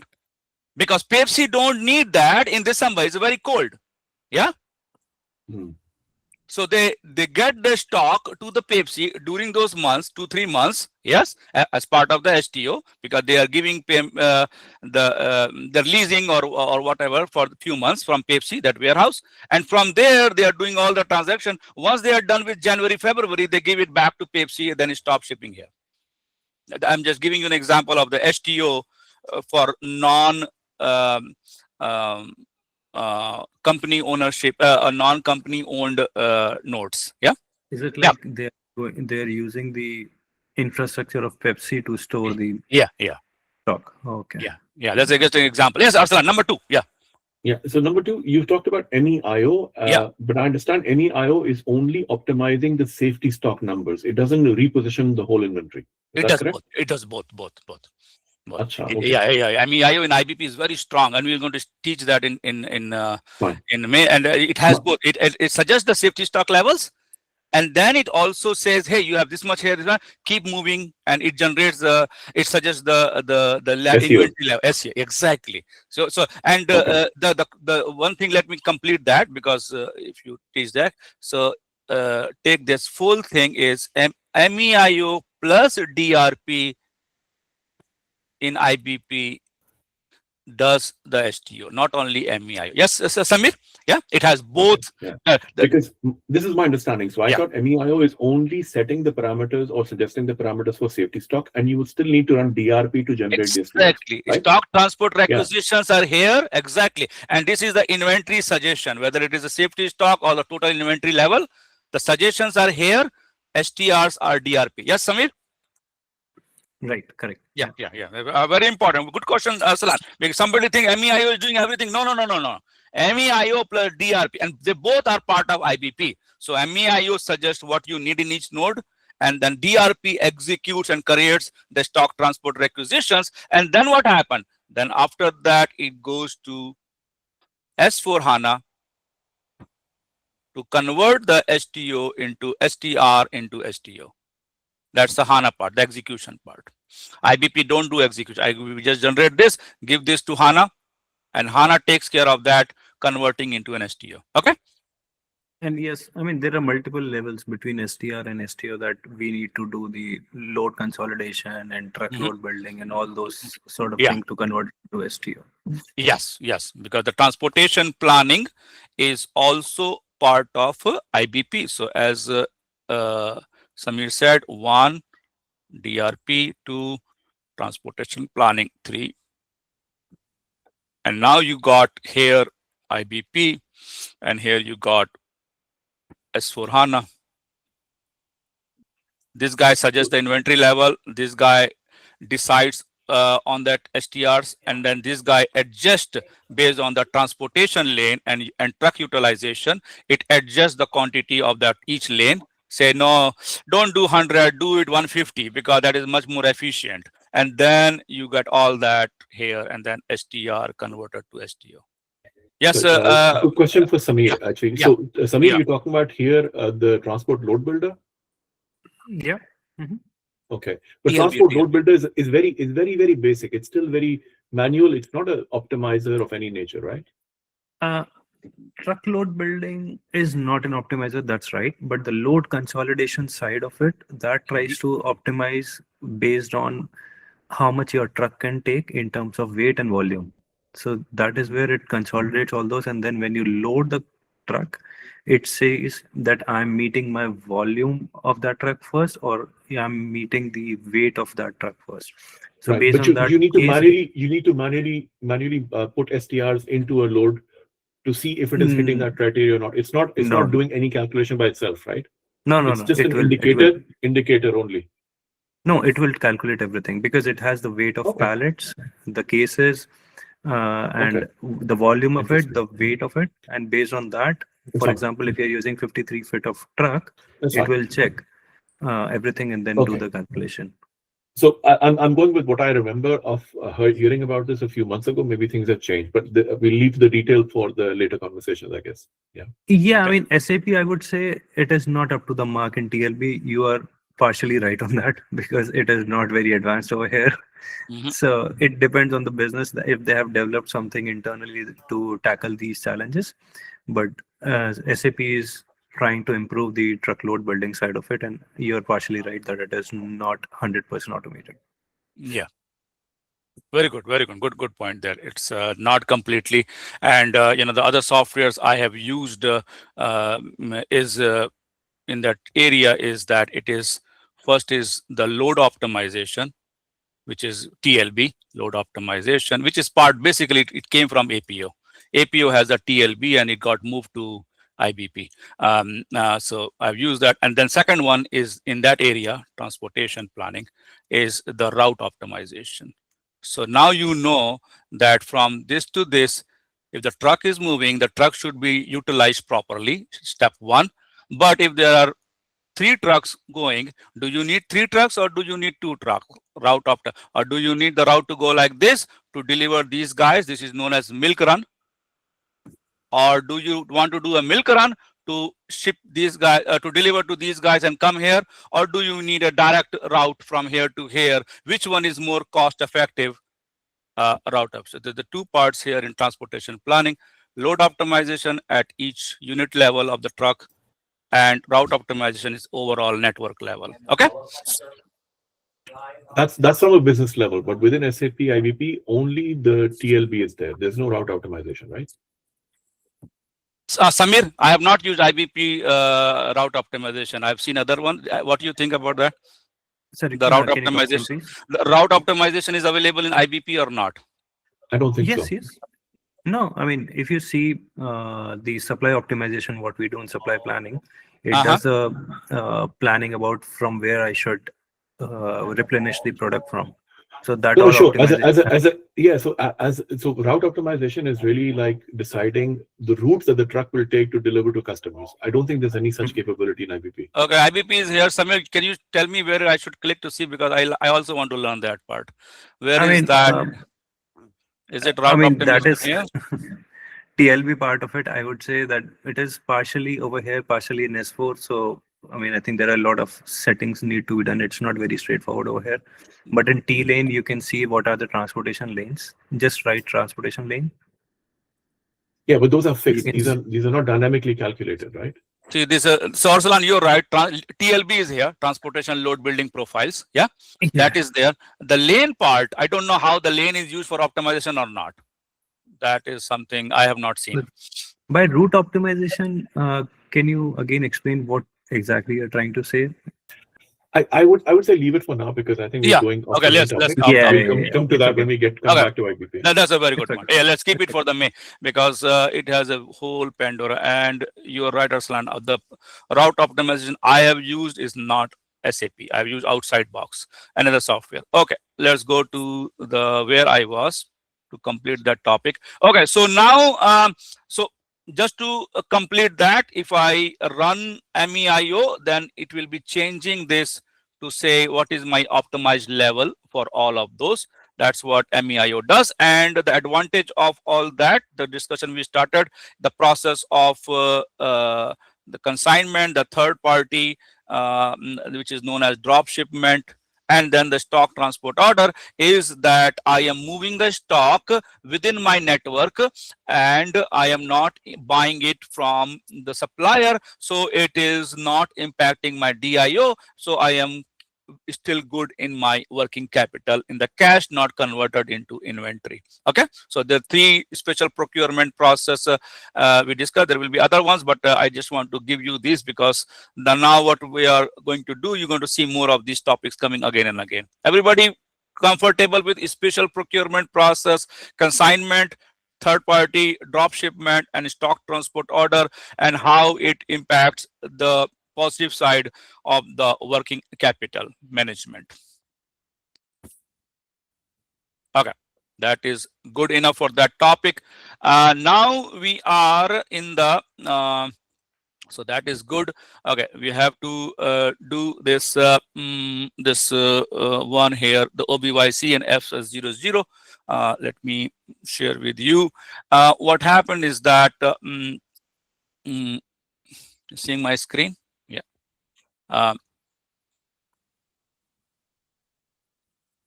What is that gone?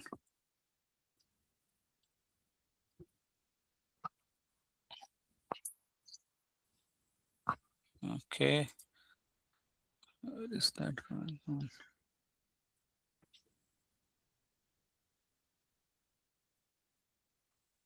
Okay, now you see my screen. Chart of accounts. We're going to show you OBYC. I'm going to show you OBYC and FS00. But before that, understand this structure.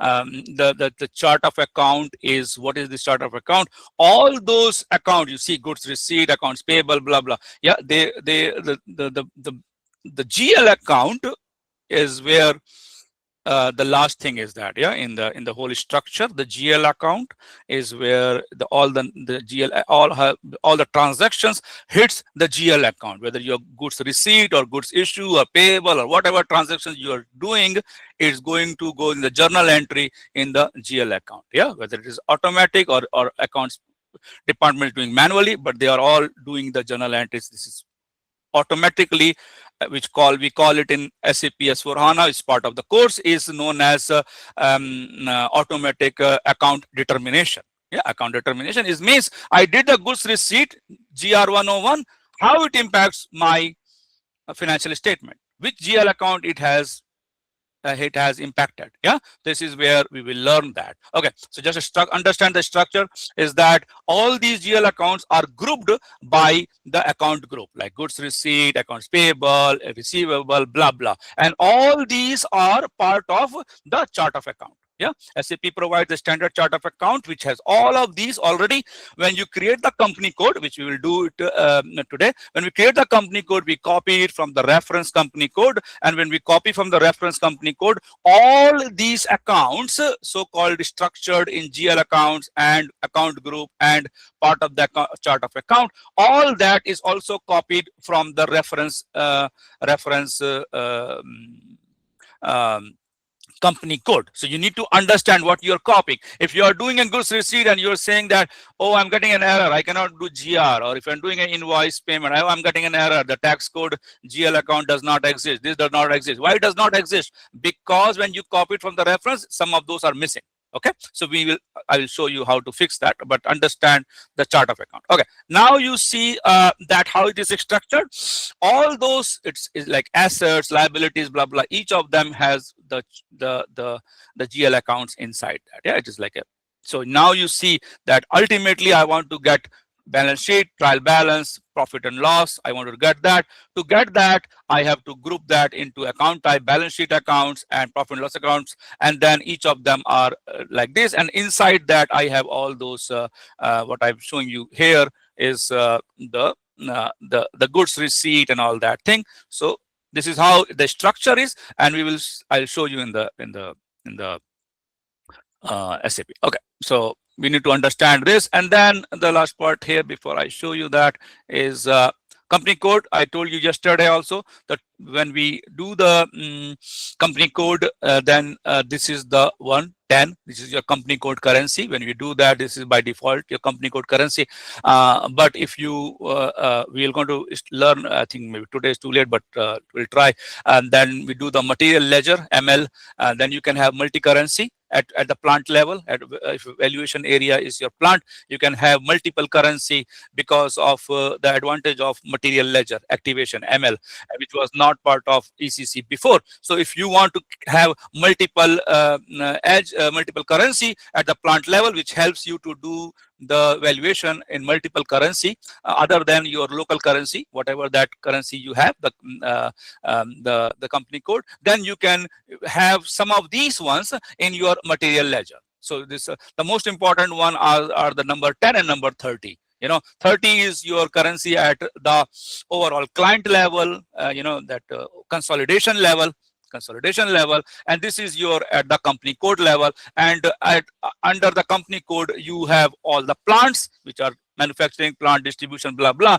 And I am assuming that if the company code is India, then all those plants and manufacturing plant, distribution center, they are using the same currency type 10 for all those ones. Yeah. So that's what assumption is. And then the group currency, if the head office in US, then the group currency is USD, and the company code currency is INR, because that is the India head office or India branch office. Understood?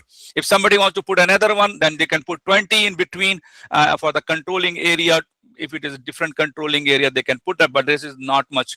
The standard is to remember is 10 and 30. This is more for the Argentina, Brazil, all those countries like 10, 50, 40, 50 and all that, because the 40, 50 is where the inflation is going on. You cannot, like Iran has, $1 is equal to 1 million Iran currency. I don't know what currency they have now.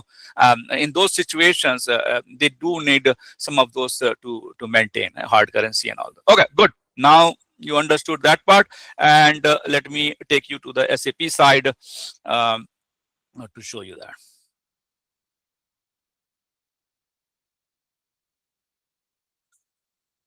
Okay, everybody good? Srinivas, learning something today? Good, boring, interesting? It's very much a nice session. Irfan. Interaction between Samir and Arsalan and me. Yeah, it's a good learning. You learn by listening to the conversations. Yeah, and that's how you learn. Monologue is not learning. Monologue is good, which is you get only to know what I know, but you know what Samir knows, what Arsalan knows. Then you learn a lot. Yeah. That's why I appreciate this conversation. If anybody has their experience and they want to join in this conversation, don't feel hesitant. Just join. This floor is yours. Of course, have quality conversation. Don't add value. If you add value, join conversation.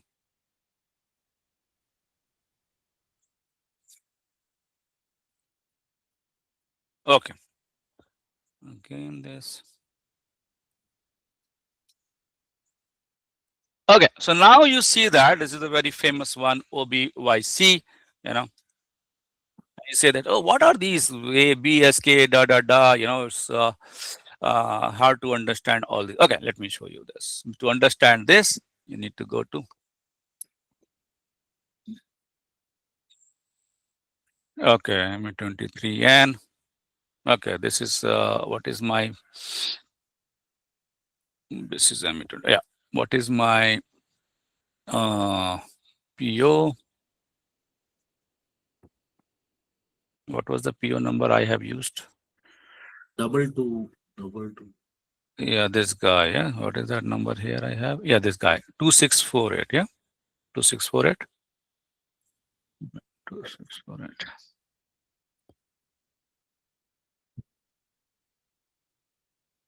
Yeah. Okay, you see that? Okay, now let's understand that chart of account, GL account. That let's little bit heavy, but let's put 10-15 minutes on this topic. Very important for you, because I said MMFI is like this. We need to understand. If you just go with MM without understanding the handshake, you're not a solution advisor. You become a back office support guy. Okay, so now you go here, goods receipt. I told you all yesterday, and I'm going to repeat. When you do the goods receipt, you generate the financial document, which is accounting document here. And if you go here, then you are seeing this. Let's say this is my, this one is my debit. This is my credit of that one. And if I want to see the general ledger view here, see, this is my general ledger view. You see, finished goods. This is my debit credit. You are seeing BSX. This is the transaction. BSX WRX. Okay. Now you see here BSX. What is this BSX WRX? Okay, let's see this BSX WRX. Go to here. OBYC, very, very important. Like this is functional consultant, solution advisor. If you're going for an interview, one of the technical questions they ask is about OBYC. Like that's the most they can go and say, hey, what is the OBYC? Like, okay.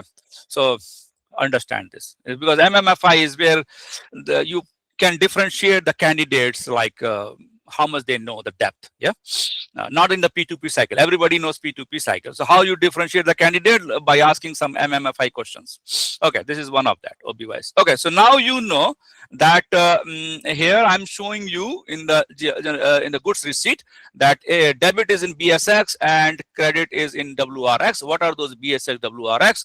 Let's go back to the OBYC screen and find the BSX. This, you see the BSX inventory posting here. Yes. Any question? Yes, it is an inventory posting. Yeah, inventory, exactly. It is inventory posting here. So what you do, you click on that guy and the chart of account. Yes, you remember I showed you the screen, the chart of account under which everything, what the whole structure is. So the chart of account I am using is INT.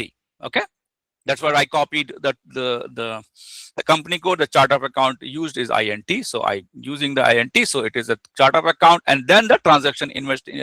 And you see that under BSX inventory posting, I have all these valuation classes. You see, valuation classes. Now you will say, so which valuation class is this guy going, sir? BSX finished good, this one. Okay, 782. Let's find the valuation class for 782. MM03 782.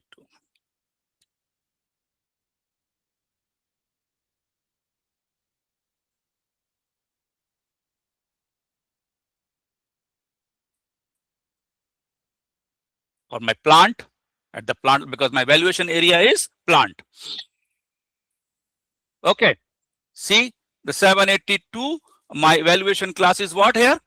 3100. We're going to learn all that in our material master class, but I'm just trying to connect the dot here. What is my valuation class for this particular material in this particular plant? 3100. Agree? So this is how I'm connecting the dot. If I do any transaction for 782 for this particular plant, goods receipt, goods issue, what is the valuation class I'm using to connect this to my GL account? 3100. Very good. So now you go back to the 3100 and say, my valuation class is 3100. My valuation class is 3100. Oh, so now I'm going to hit which GL account I'm going to hit? 310000. Everybody saw that? So when I did this transaction here for this particular goods receipt of this particular item, I did that in this particular plant. I did that. What happened? It has increased the inventory debit, and what transaction key it has used? BSS, which is inventory posting. Okay, it did the inventory. This is where the finance guys comes in. BSX. Then what you see? Okay, what is BSX then? Then you say, okay, if I go BSX under my chart of account INT, now you all understood what chart of account is. Then under that, I know for this particular valuation class, because there's so many valuation class, which one is used for my transaction. How I know? I went to the MM03 accounting 1 material master, and I saw that, oh, 3100 is connected to this particular material for this plant. So 3100, when I did the BSX calls, which number? The BSX calls this number, and the GL account impacted is 31. This one. Everybody connected that now? How that goods receipt 101 got to BSX, the BXX found the chart of account INT, and then found the valuation class 3100, and from 3100 it hits the GL account 310000. Everybody understood that whole? Yeah. Okay. So now same thing for the other one. You say that what about this credit? This is an interim account created. So what about that one? Yeah. Okay. Let me now you understood WRX. I will go back here. And I will say, okay, you go back here and you go back here. Okay. And then you see, where is my WRX, by the way? Yeah. You go here, IJKL, PQ or WRX. Yeah, this guy. You see, GRIR clearing account. You see that? GRIR clearing account is going to go here and see again, it's asking you the same thing. Yeah. Here you have. And see, if you don't have the valuation class, what is this one here? Valuation grouping code and account. Yeah, so this is the valuation grouping code and account. Yeah, so then you can have that for your valuation class. Valuation grouping code, for example, this let me clear the valuation grouping code and valuation class. Valuation class is 3100, but there are many valuation classes can be grouped together under the valuation grouping code. So 3100 can belong to one of the valuation grouping code. Understood? It may belong to 3000. So just oh, I don't see valuation class. No, there are many valuation class can be grouped together under one valuation grouping code. Okay, this is how it got connected there. Okay, good. And this is an interim account. That's why it doesn't matter much. But if you go back to here, it matters. It considers that account. Don't take my word to word, but it is part of the valuation grouping code. If I go here, now you understood VSWRX. What are those accounts? If I go back here and I go to the inventory receipt, yeah, here, and I go to the follow-on documents. Now I did the inventory posting. My GRIR is gone now because it is an interim account of the liability accounts payable. The actual payable is this guy, supplier, this one, which is my account. Transaction key, what is that? KBS. This is my actual one, which is hitting my liabilities accounts payable, KBS. Okay, let's go and see the KBS here. Okay, this is all here. Let's find KBS. Okay, KBS, this guy, you see, account assigned purchase order, you see, KBS. Yeah, this guy is here. Okay, it's coming.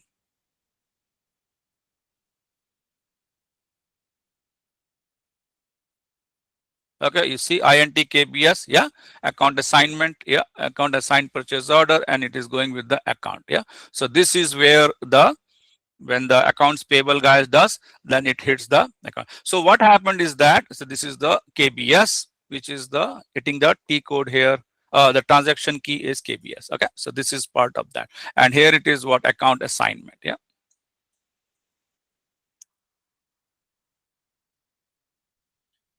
You see, here is the all this GL account under that, and then you use it for your the accounts payable part here. So that's why, you know, when you work in a sandbox, there are certain things missing, certain things are not there, all done by the FICO consultant. FICO consultant love doing all this. Yesterday you saw something, they deleted it, like so much mess in the sandbox training server.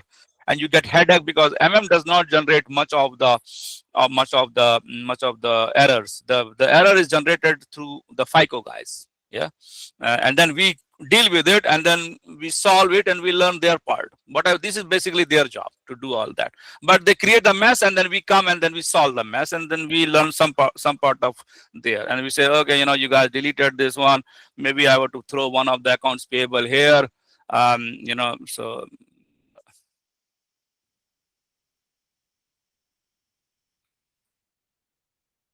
So intermediate accounts payable, accrued account payable, cash, blah blah. So then somebody else will come and delete that guy. Like this happens all the time. So for example, I said, okay, let me use this guy for now, and it's going to create that. Always the best practice when this happens. The best practice is, you know, you write a type, like, you know. Accounts pay.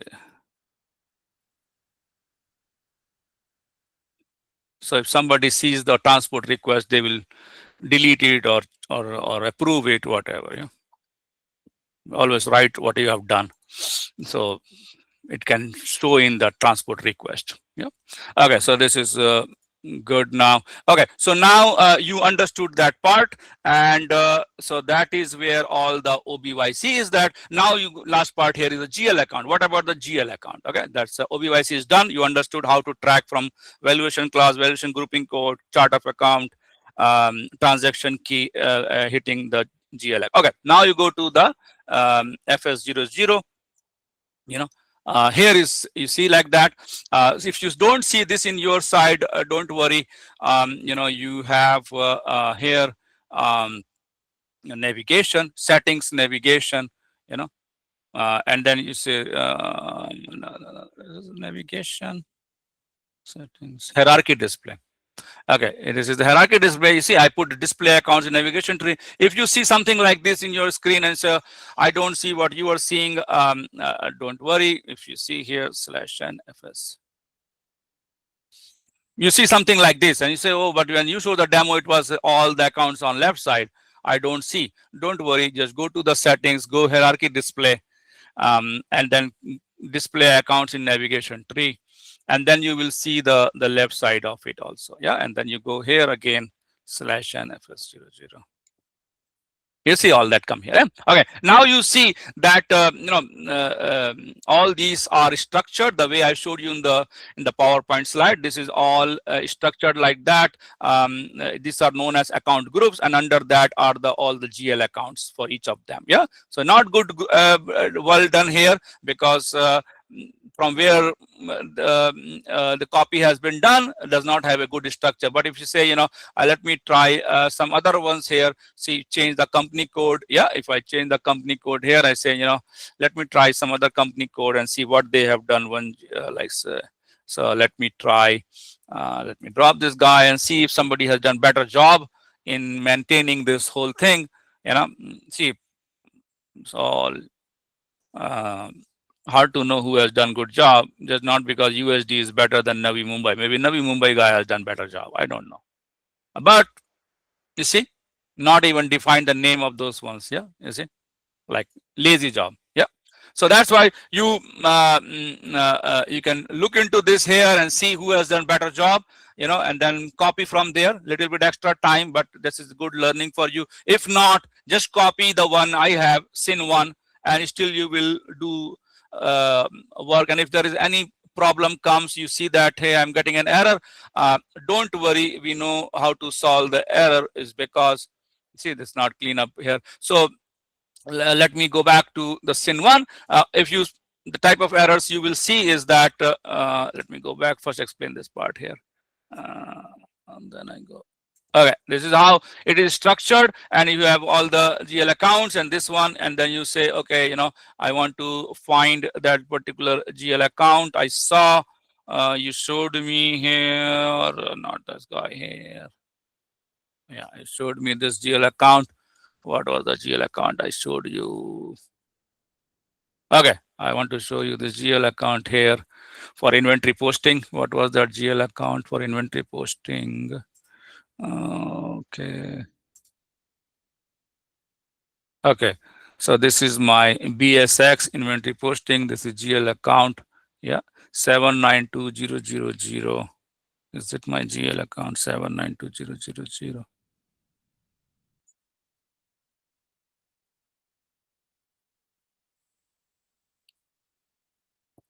Is it my 000 GL account?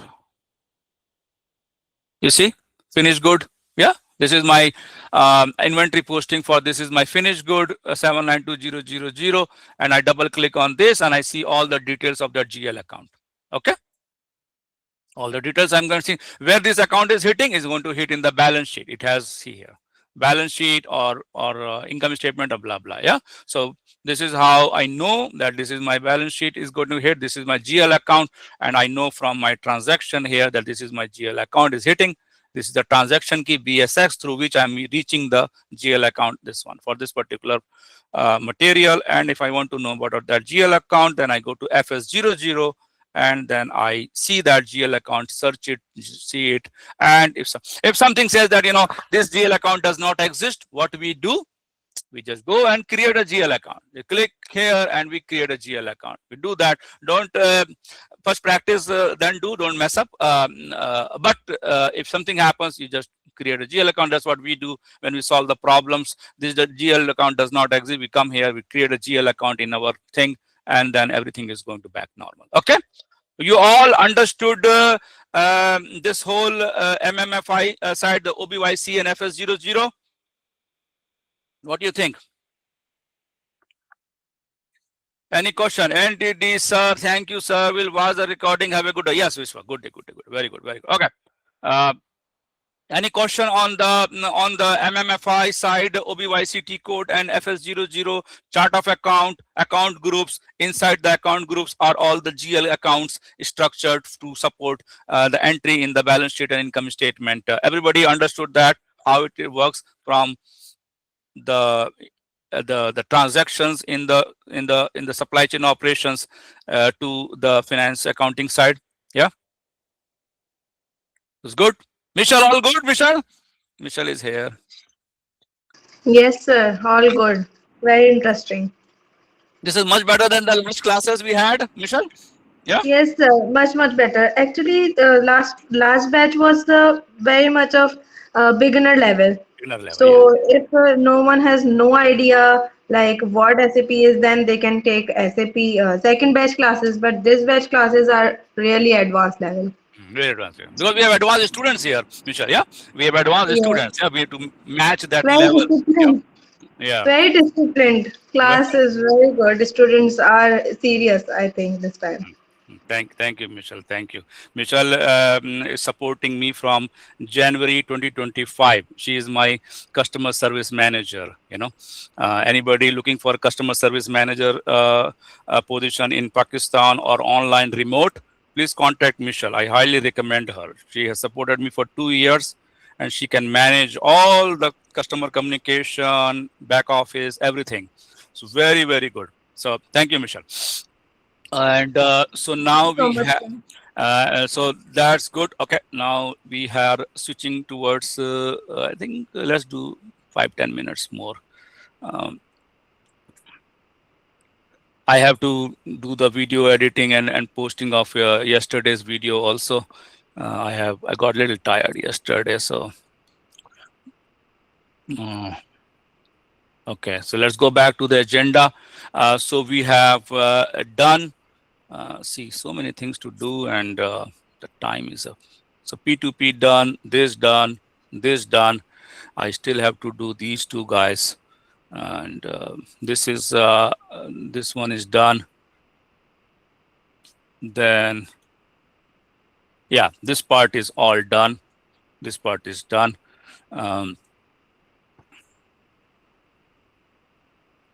Okay, these two are the ones remaining. Okay, audience poll. Do you want another 15 minutes, or we stop this and continue maybe on Thursday? Thursday, 1 hour short class and cover this 4 and 5. Sir, better to continue because we will close this enterprise structure. Yeah, I think so. Yeah, let's little push, and if somebody is tired, please watch the recording. But I agree with Srinivas because we have to start material. Okay, good. So now we are going to the topic of company code, and then we company code the structure we follow. Let me explain the structure we follow here for the 4 and 5. Okay, the 4 and 5, the structure we will follow is, where is my pen? Oh, here. Okay, so first we will create the company code. Then we will create the plant. We'll do one only. Then you can expand based on your network you want to build. Yeah, just for the demo purpose, one company code, plant, and then we will have to do. This is the most important step I want to explain. And in sequence, make sure you follow this sequence. So you create a company code, you create a plant, and then you do the ML activation, material ledger activation.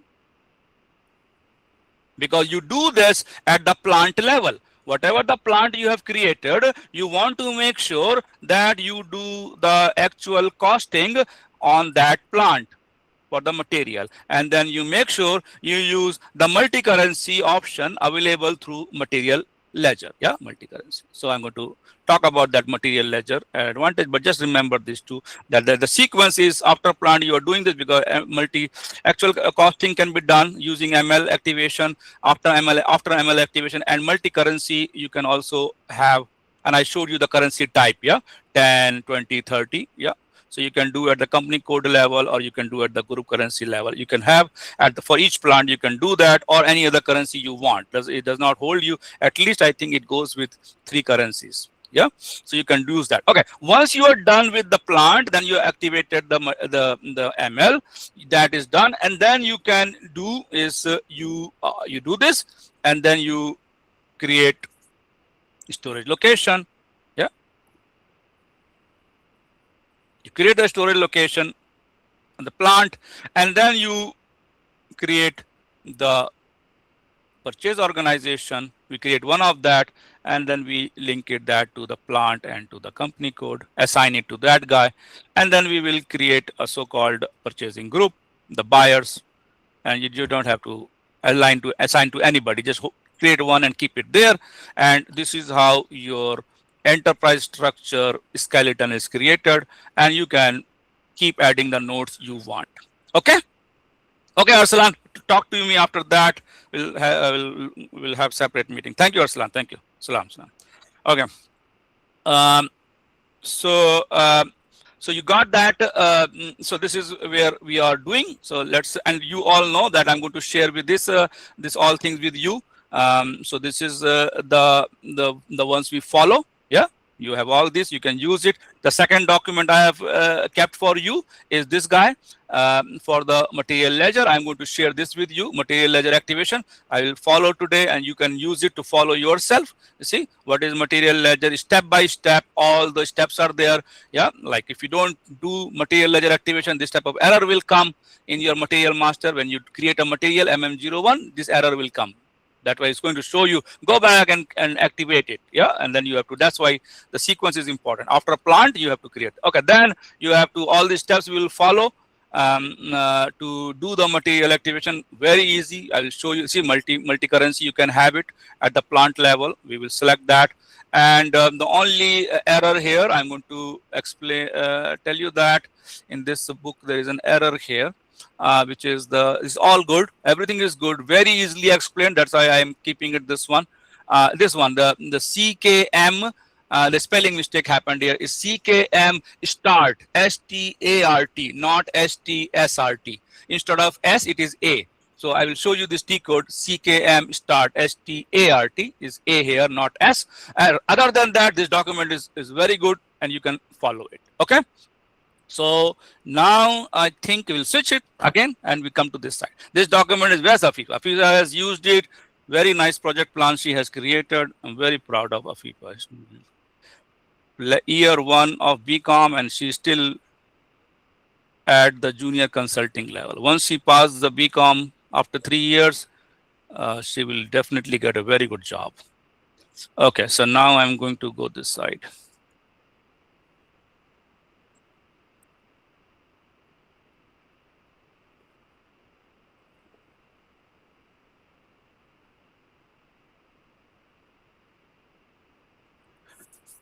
Michelle, some of our students are doing very good, yeah, Michelle? Like few of them we know. Yes, sir. Yeah, few of them we know by name. They're doing very good job. Yeah, very serious. Yeah, and they have patience also to learn. Yeah, it's not like, oh, nothing is happening in 3 months. What should I do? Yeah, not like that. Yes, sir. This is the patience job. Okay, so I am coming back to the screen of this one, and we are going to start this guys again. Tung tung.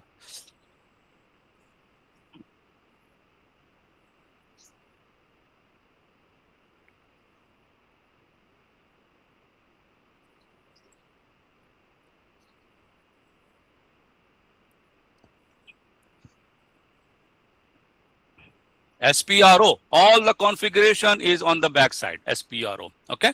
And I already showed you this, if you follow my lecture, definition, and here we are in the company code, we are doing it financial accounting, company code here, you see, company code is here, financial accounting, and when we do the plant, we go the logistics general, and we do the plant here, yeah? So once you do the company code, then you do the plant, and then what you do with the material ledger? Step 1, company code. Step 2, plant. Step 3, material ledger activation. So close this guy, go to controlling, and here you see the product cost controlling, and there are different types of costs. We'll talk about that. And here is your material ledger, and you do it here. First assign currency types, how many currency you need, blah blah, and then you assign material ledger to your plant because it is done at the plant level. And then once you're done step 1 and step 2, then you activate it. That's it. The 3 steps are all here. Yeah. Okay, we're going to practice all that. Okay, very good. Now you are here.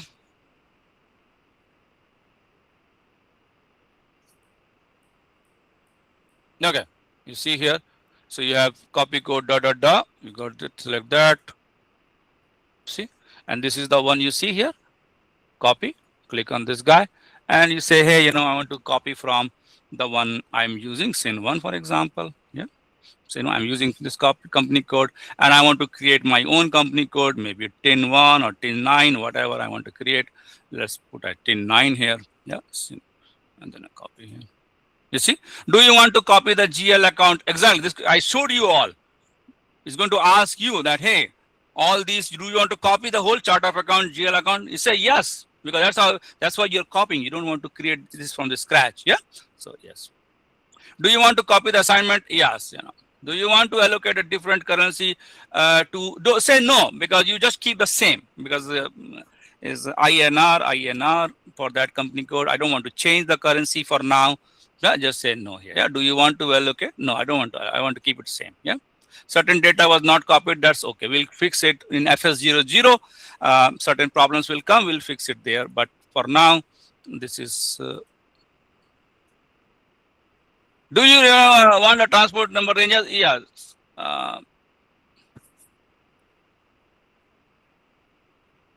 Just follow the recording, follow the book I gave you. And here you see always the best practice is like always right here. Yeah. Create. Then don't leave it like that. Yeah. Just type create company codes. And then you.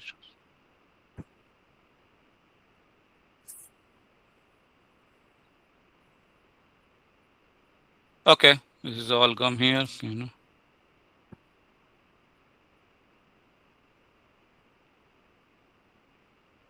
And are we doing that in the project? No, this is all FICO consultant. Just remember, this is FICO consultant job. We are doing it because of our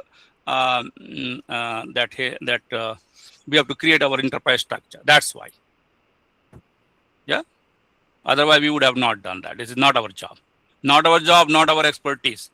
Yeah.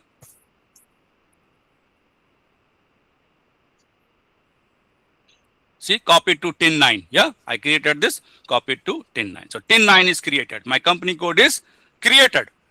Everybody saw how to create a company code. Yeah, company code is created. And step 1 is done. There are certain things how to fix if it is not created completely. We'll do it later. The troubleshooting part, but creation part is done. TIN9 is done. Okay, now let's go back. Okay, now you go back here, same place, and do the edit company. Once you've created here, then come to this one, company code edit data. Okay, and then come here and find your what you have created. TIN9, whatever you will create, find it. You see, TIN9 is created. Now see, apparel, fashion, India, blah, blah. I don't want to keep that. I want to change it. Yeah, so I'll go to details. Yeah, here. And I don't want to use this name. Yeah, I want to write my own name. Yeah, so I will say TI Fashion India. Okay. And this, I want to write my own name here. Maybe I'm from Raipur, so I'm going to write my Raipur. So do whatever you want. Yeah, it's not important. Just fun part. Fun part, I'm telling you. Okay, good. Now you got some of the changes you have done to do your own thing, and then you save it. Yeah, and then again is asking the same thing. Don't worry, it's same current country code, company code is there. Yes. Okay.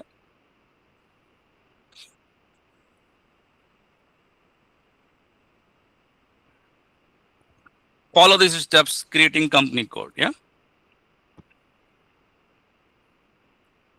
There's one more thing we have to do, but let's do it after this.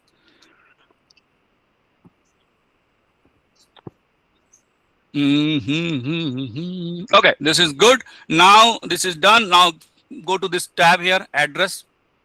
You see, now you can change the address, all those things for this particular company code you have created. If you want, you can change the address. Okay.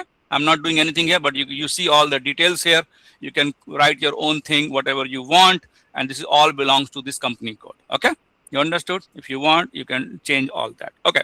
So now you all have seen that I have created the company code. I have changed it, updated it, blah, blah. You all understood step 1. Shall we move to step 2 now? Yes, sir. Go ahead. Okay, very good. So now we are going to the step 2, which is the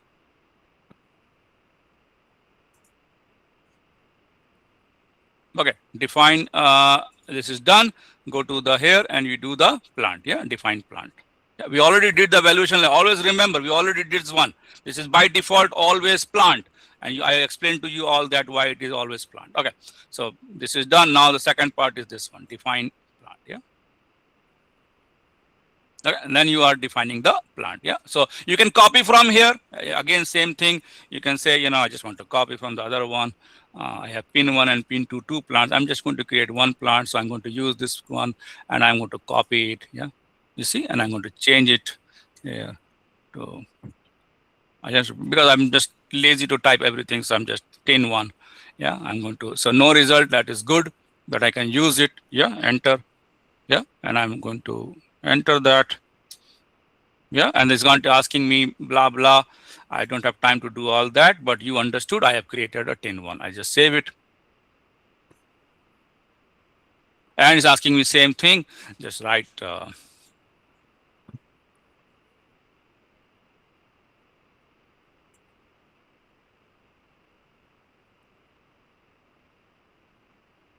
Okay, I got my plant also. Always make sure that you can manage that all in your configuration file. Don't miss anything like that. Yeah, no lazy work. Company code. Always manage like that. So then you will be, you know exactly what you're doing. Okay, this is my own EA. I'm doing it here. Okay.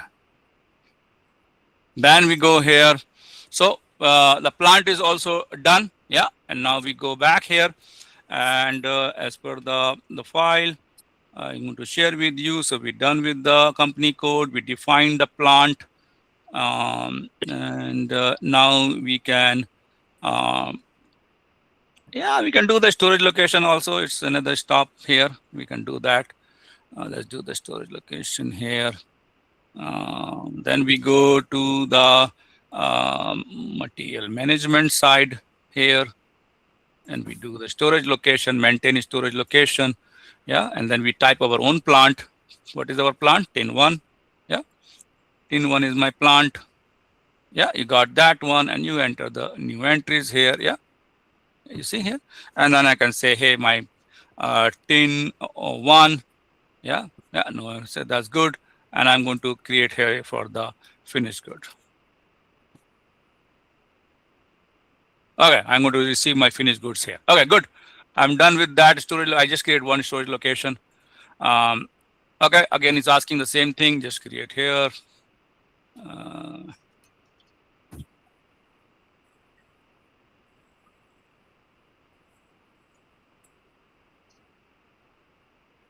Okay, I'm done with that also. Everybody following me. Address of the storage location, you can do all that here. You can write all the address and everything. I'm not doing all that now. I just created it. Okay. Then we go back here. Here, storage location is done. And what is my storage location? Tin 1. So go back here and type it here.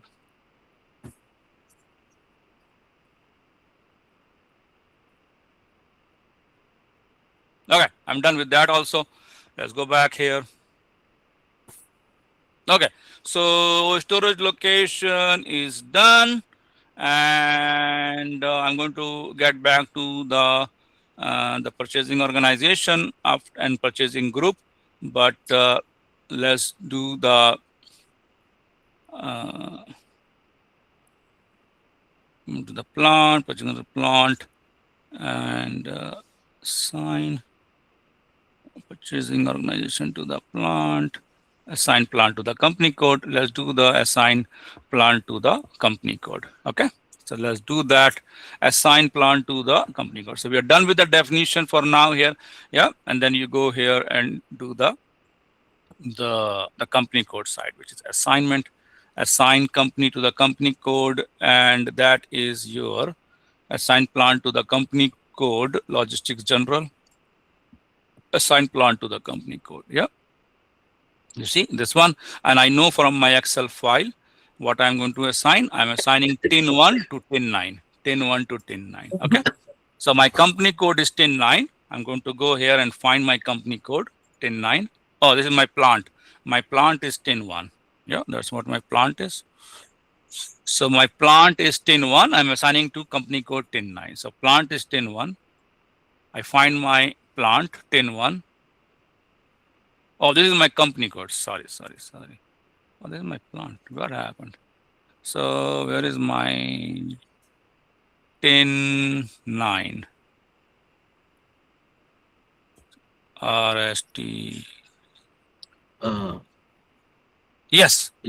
Irfan, we have to enter new entries. Okay. Oh, We are your entry. Yeah. You're right. yeah. Too fast. Tin 9. And we go tin 9 and we go tin 1. Yeah. Thank you, Srinivas. Yeah. That's what happened after 3 hours of class. Okay. So you got the tin 9 assigned to tin 1. Yeah. You got the combination here and you save this guy.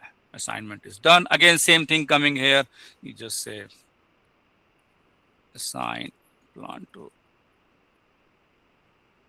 Okay. Okay, done. Assign plant to company code is done. Yeah. So you created the company code, you created the plant, you assigned it. That part is all good now. Okay. Okay. Then we are, the storage location is already part of the plant. So you don't have to assign it. Yeah. So that's good. Now we are done with that part. Let's do the purchase organization. Then we go to the ML side. Yeah. The purchasing organization. Let's do that part. And that part is first you define the purchase organization. Let's do one purchase organization we define, and we come to the definition side again, and then we go here to the materials management, and then we have maintain purchase organization. That is how you define. Yeah, maintain purchase organization, and here you have a new entries. Yeah, and you put whatever you want. I'm putting my tin 1. Yeah, tin 1, and I'm saying that TIP org.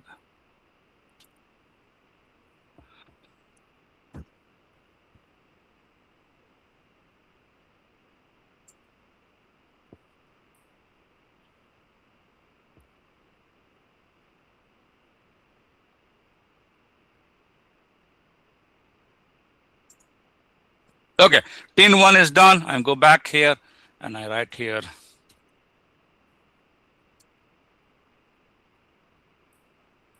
Okay, tin 1 is done.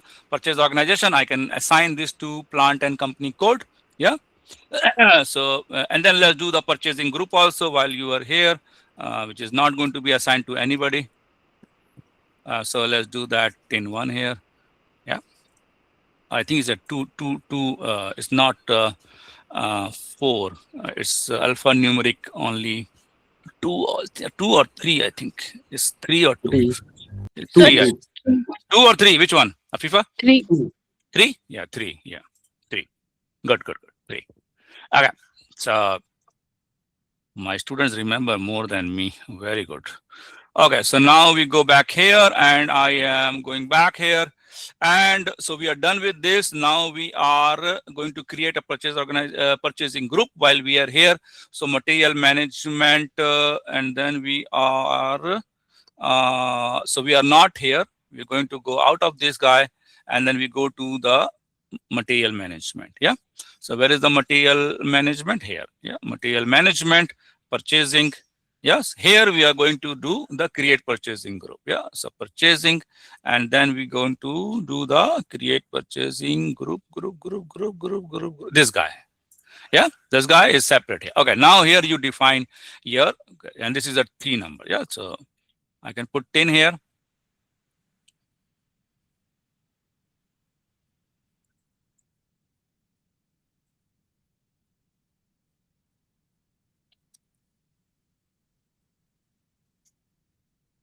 Okay, very good. So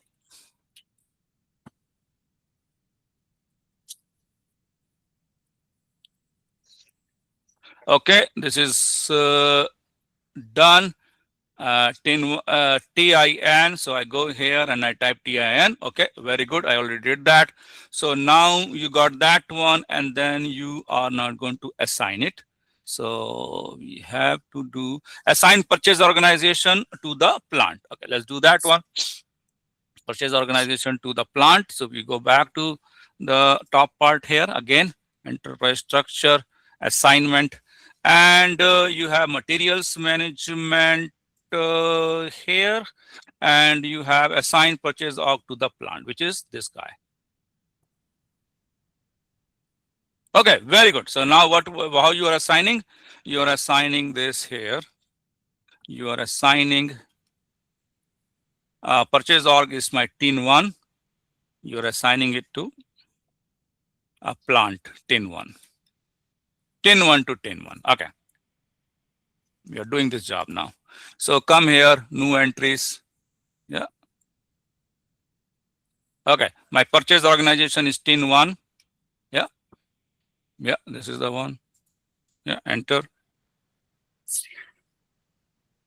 And So you need to scroll no, left. scroll left. Yes. Sorry. Too fast. Okay. Purchase organization and plant. Yeah. So now I need to go to this one is the display change. Okay, good. And do we have here tin 1 and here tin 1? Both tin 1.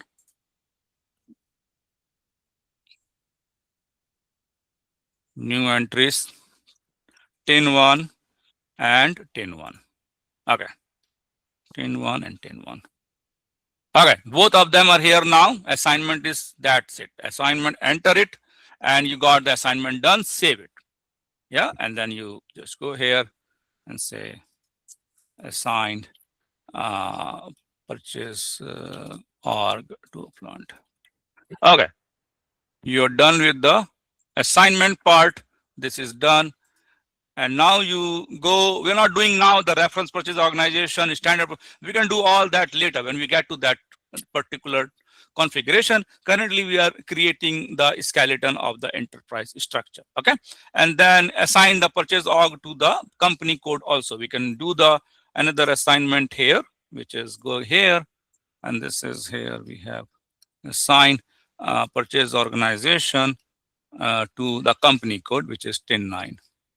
Okay, tin 1 to tin 9. Let's do that here. So assign purchase organization to the plant. We have done that. Assign purchase to the company code. Let's do this guy here. Yeah, this one here. Same thing. You go here and then you do the find your purchase organization. I think it's going to find that for you. Tin 1. Okay, and then you enter your company code here, tin 9. Yeah. Okay, so tin 1 assigned to tin 9. Save it. Same thing.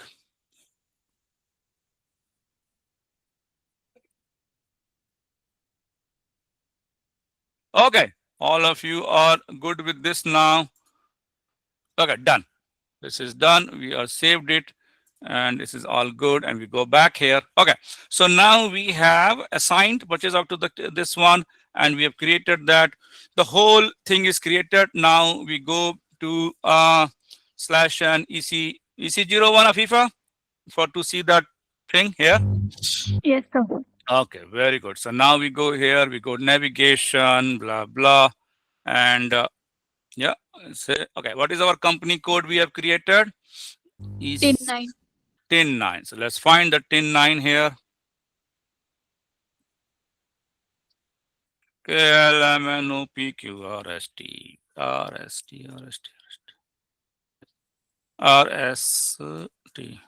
Okay, tin 9. See here, TI Fashion India, exactly. Double click on this guy, it opened. You see here that I have one plant and one purchasing organization exactly assigned to tin 9. Take a screenshot of this guy. So you remember that you have created the skeleton and you put it here. This is for your record. And if you want to increase another, create another plant, another purchase, another organization, keep building on this. Assign this to your company on the top. You can do on the top also. You can increase that, but this is your skeleton created. Everybody understood the skeleton now? Srinivas, good? Yes, sir. It's Okay. good.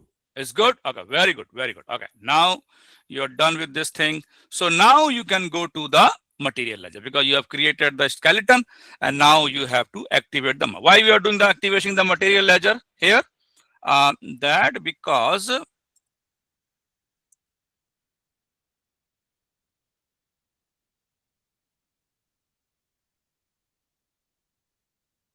so wow, Kangi is still here. Wow, thank you, Kangi. Thank you, thank you. Very, very good. Very good. It looks like I'm teaching a good thing here. Wow. Okay, love it. Thank you. Okay, so now let's go to the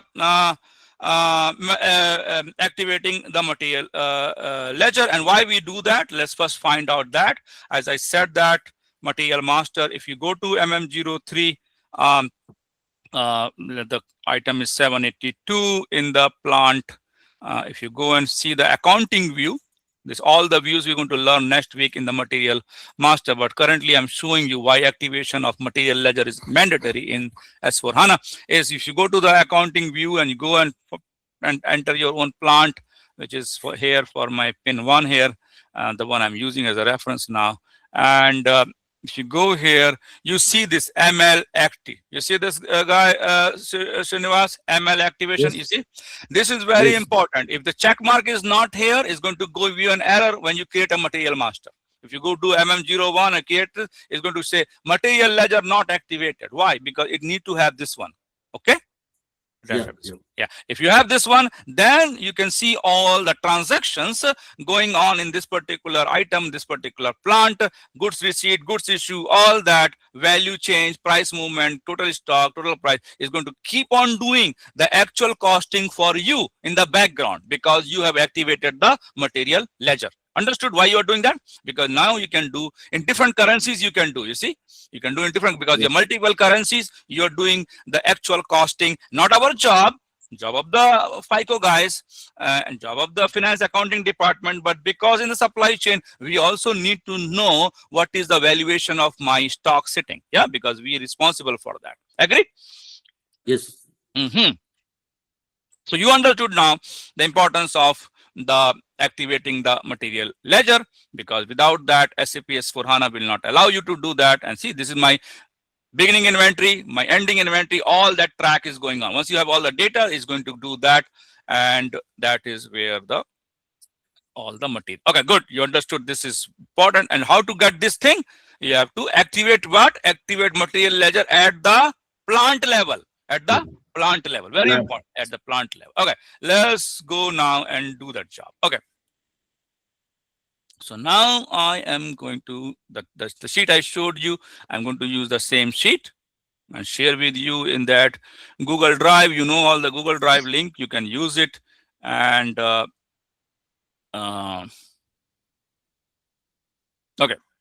before I go there, let me show you one more thing here so that you connect the dot here.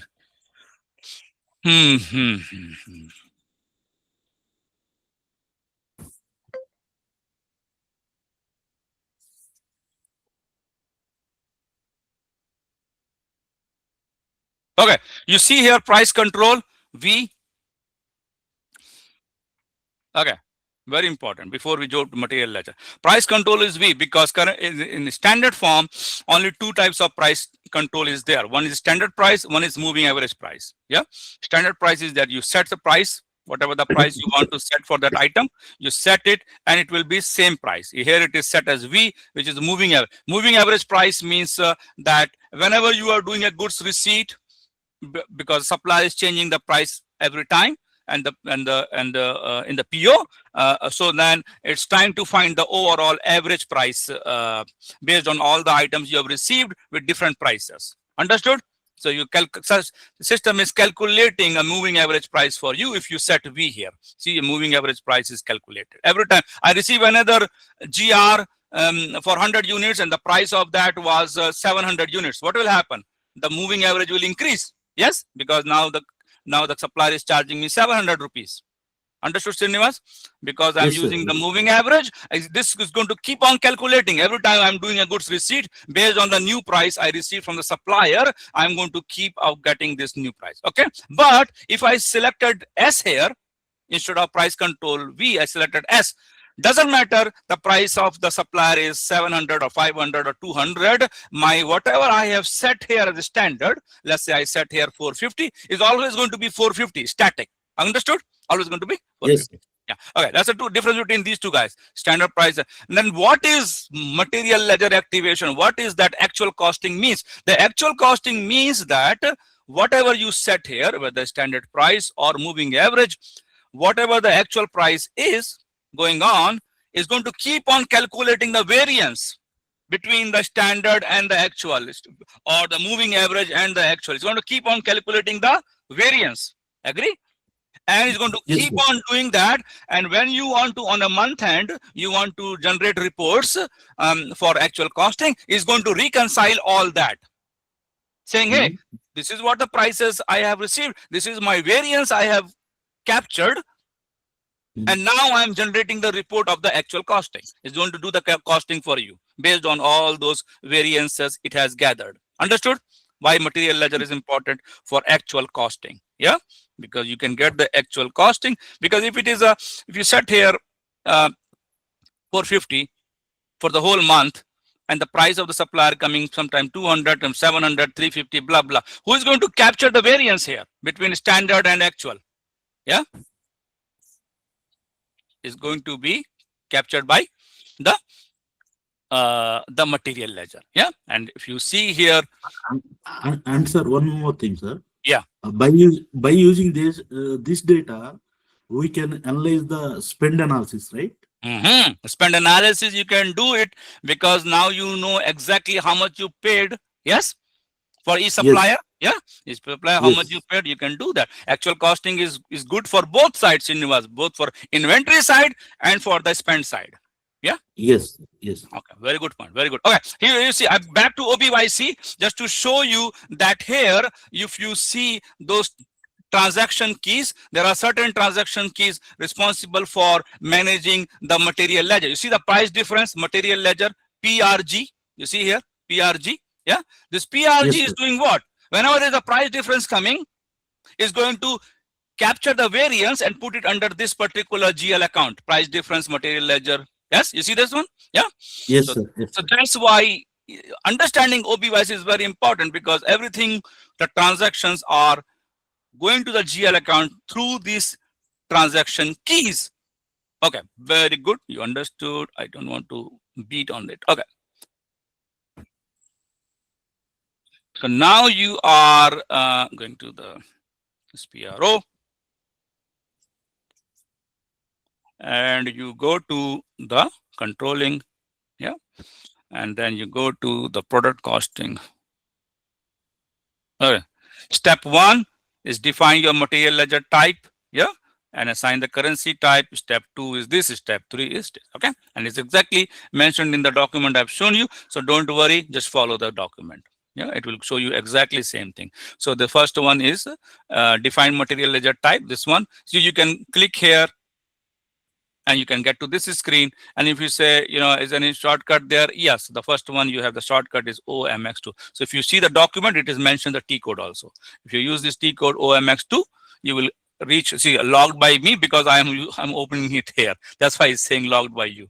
You see, this is exactly same screen. What you see here by this one is same as this, because the T code is OMX2. Okay, understood. Now go back here. So now you are here. See, define material ledger type. By standard one, I think is 9,000. Yeah. So if you go to the 9,000, this is what SAP is giving you. Here. See, this is the 9,000. You can use this guy. Yeah, 9,000. You see here, and then you can use this one, or you can create your own one. What you want to create under the new entries. Yeah. So you can do the new entries, and then. You see, and then you can enter your own number, whatever you have to enter, 7860, whatever that thing is. Yeah. You see, and then you are second. Let me keep following the document. Click on the new entries, create new ML using the plant as yes. 00 below is the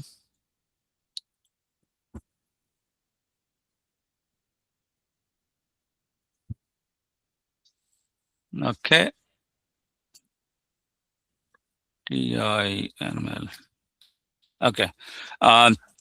So get that one and then save the data. Okay.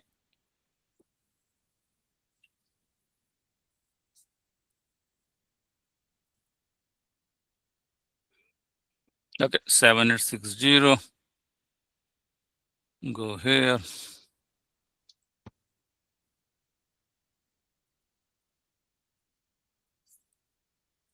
Okay. I got that also here. Okay. So then what you do after that, save this one. You created the ML you need. And then you go to that ML, select that guy and define this individual characteristic. You see the by default, it is taking you to the company code. Yeah, by default. But if you want, you can add more here. If you can add more here. See, you can add all these up to 3. You can add group currency, blah blah. Yeah. So by default, it is taking you the company code. But if next time if we create a company as a consolidation and we keep the company as USD, then we come here and we add 30 here. Okay. For now, let's leave it for now. But you know where to add the new multiple currencies. Okay. So for now, this is good because we have not created the company, so I'm not doing it now. But once we create the company, we can add the group currency. Okay, and then we have this one is done. Yeah, you can add the currency, multiple currencies you can add here, and then you are done with this part. And now you can just I think already saved it here. You come out, you defined it. So 2 things you have done in the first step, which is here you have defined the material ledger type. Yes, this is 7860 we did, and we assigned the currency also. Currently we have only company code currency there. Okay, you've done 2 things here. Now you go at material ledger, assign to the valuation area. What is valuation area? This is your plant. So you have here, this is where. So now you go here.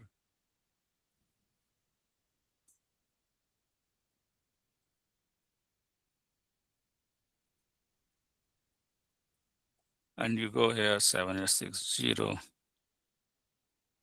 the plant. What is my plant? Tin 1. Okay. Valuation is always ML happens activation at the plant level. Always remember that. So tin 1. Now you go here, see my valuation area. I'm going to find my valuation area here, which is my tin 1. As soon as I find my valuation area, tin 1, where is that guy gone? So we need to do new entries. Oh, new entry. Yeah. Thank you, people. Very good. That's why. Okay, so tin 1 is my valuation area, and I enter that. Yeah, and then material ledger type is 7860. Yeah, that one. Got that. Both of them combined now. Enter it. Yeah, and you save this guy. Yeah, and they say assign ML to. Okay. Okay, good. Let's go back here. Okay, and now come out of this just for testing purpose. Go back here and find your valuation area in 1 and see that tin 1 is assigned to company code tin 9 and material ledger status is green. Very important. It should be green. Your assignment is good. This is all done. Okay, very good. So that is step number 2 is done. Now we go to step number 3. Step number 3 is activation. Okay, let's go back here. And it's one activate material ledger for valuation area. Go to the step number 3. Okay, now here you are doing activate. Yeah, this one activate. Okay, here you see valuation area, company code this, and now you go here and find your valuation area in 1. You see my tin 1, company code tin 9760, and the price determination, select transaction level here. Yeah. If it is a bomb, you have a multi-level bomb going on, then you select number 3. But if it is just a transaction, trading company and all. You don't go to multi-level bomb. Then you just select this guy, that two. It's transaction based. Okay. So you got this valuation area. Yeah. Yes, Srinivas. Yeah, Irfan, you can check that material account checkbox. You have to Oh, yes. select. Very important. Very, very important. Very good. So ML activation. This is material ledger active. Why? Because this check mark. Yes. Very good. Good job. So now you know your valuation area, your plant, your company code, your material ledger, ML number, status green, activation done. Yeah. And then you have here is the determination. That's it. Only that you need. Nothing else is here. Okay. Once you do all this, very good. Then you save it. Yeah. And then you say is live, must be converted. Okay, good. Okay. And then you say here, keep it like this for now. Or you can say activate ML. Yeah. Okay. So now this is done. 1 second. Yes, Arsalan. Class चल रही है बाद में करते हैं ठीक है हाँ चलो okay okay okay thank you okay okay so now you know that. Okay, we're done with this job. Okay, done. This is done. Okay, so 1 2 3 all done. Now step number 4. Yes, that's done. Step number 4 is you are doing the setup thing. Okay, go back here /n. The one I told you the spelling mistake happened there. CKMSTART. Yeah, that's the one. You see? So now what is my plant? My plant is tin 1. Tin 1 is my plant. I can do some background processing and test run I can do here, or I can do direct run. Yes, Afifa? I can do direct run or background run. Yeah. So let's not do the background. We can do the test run here. Yeah. To see if any error come here. Agree? So let's see if there's something coming up here. See all green. Yes. Good. Afifa? Yeah. Yes, it is productive now. So now you just take it out. No, it's not productive. You have to run this is the test run. Yeah. You take this guy out first, yeah, and then run again. Yes. Okay, you just run the test, just see everything is good, then you take this check mark out and then run again. Yeah, that is the final one. See, everything is good. Now it is all activated. Everybody good? Yes, sir. Yes, sir. So this is all. Make sure you take the check mark from that and then you do. Now when you do the MM01, then it's not going to give you the error, which is a part of the next class, material master. We will do it, and that time we will use this plant to test it, and then you will not have an error because we have activated the material ledger. Little long class. Hope you all enjoyed, learned it. I have stopped the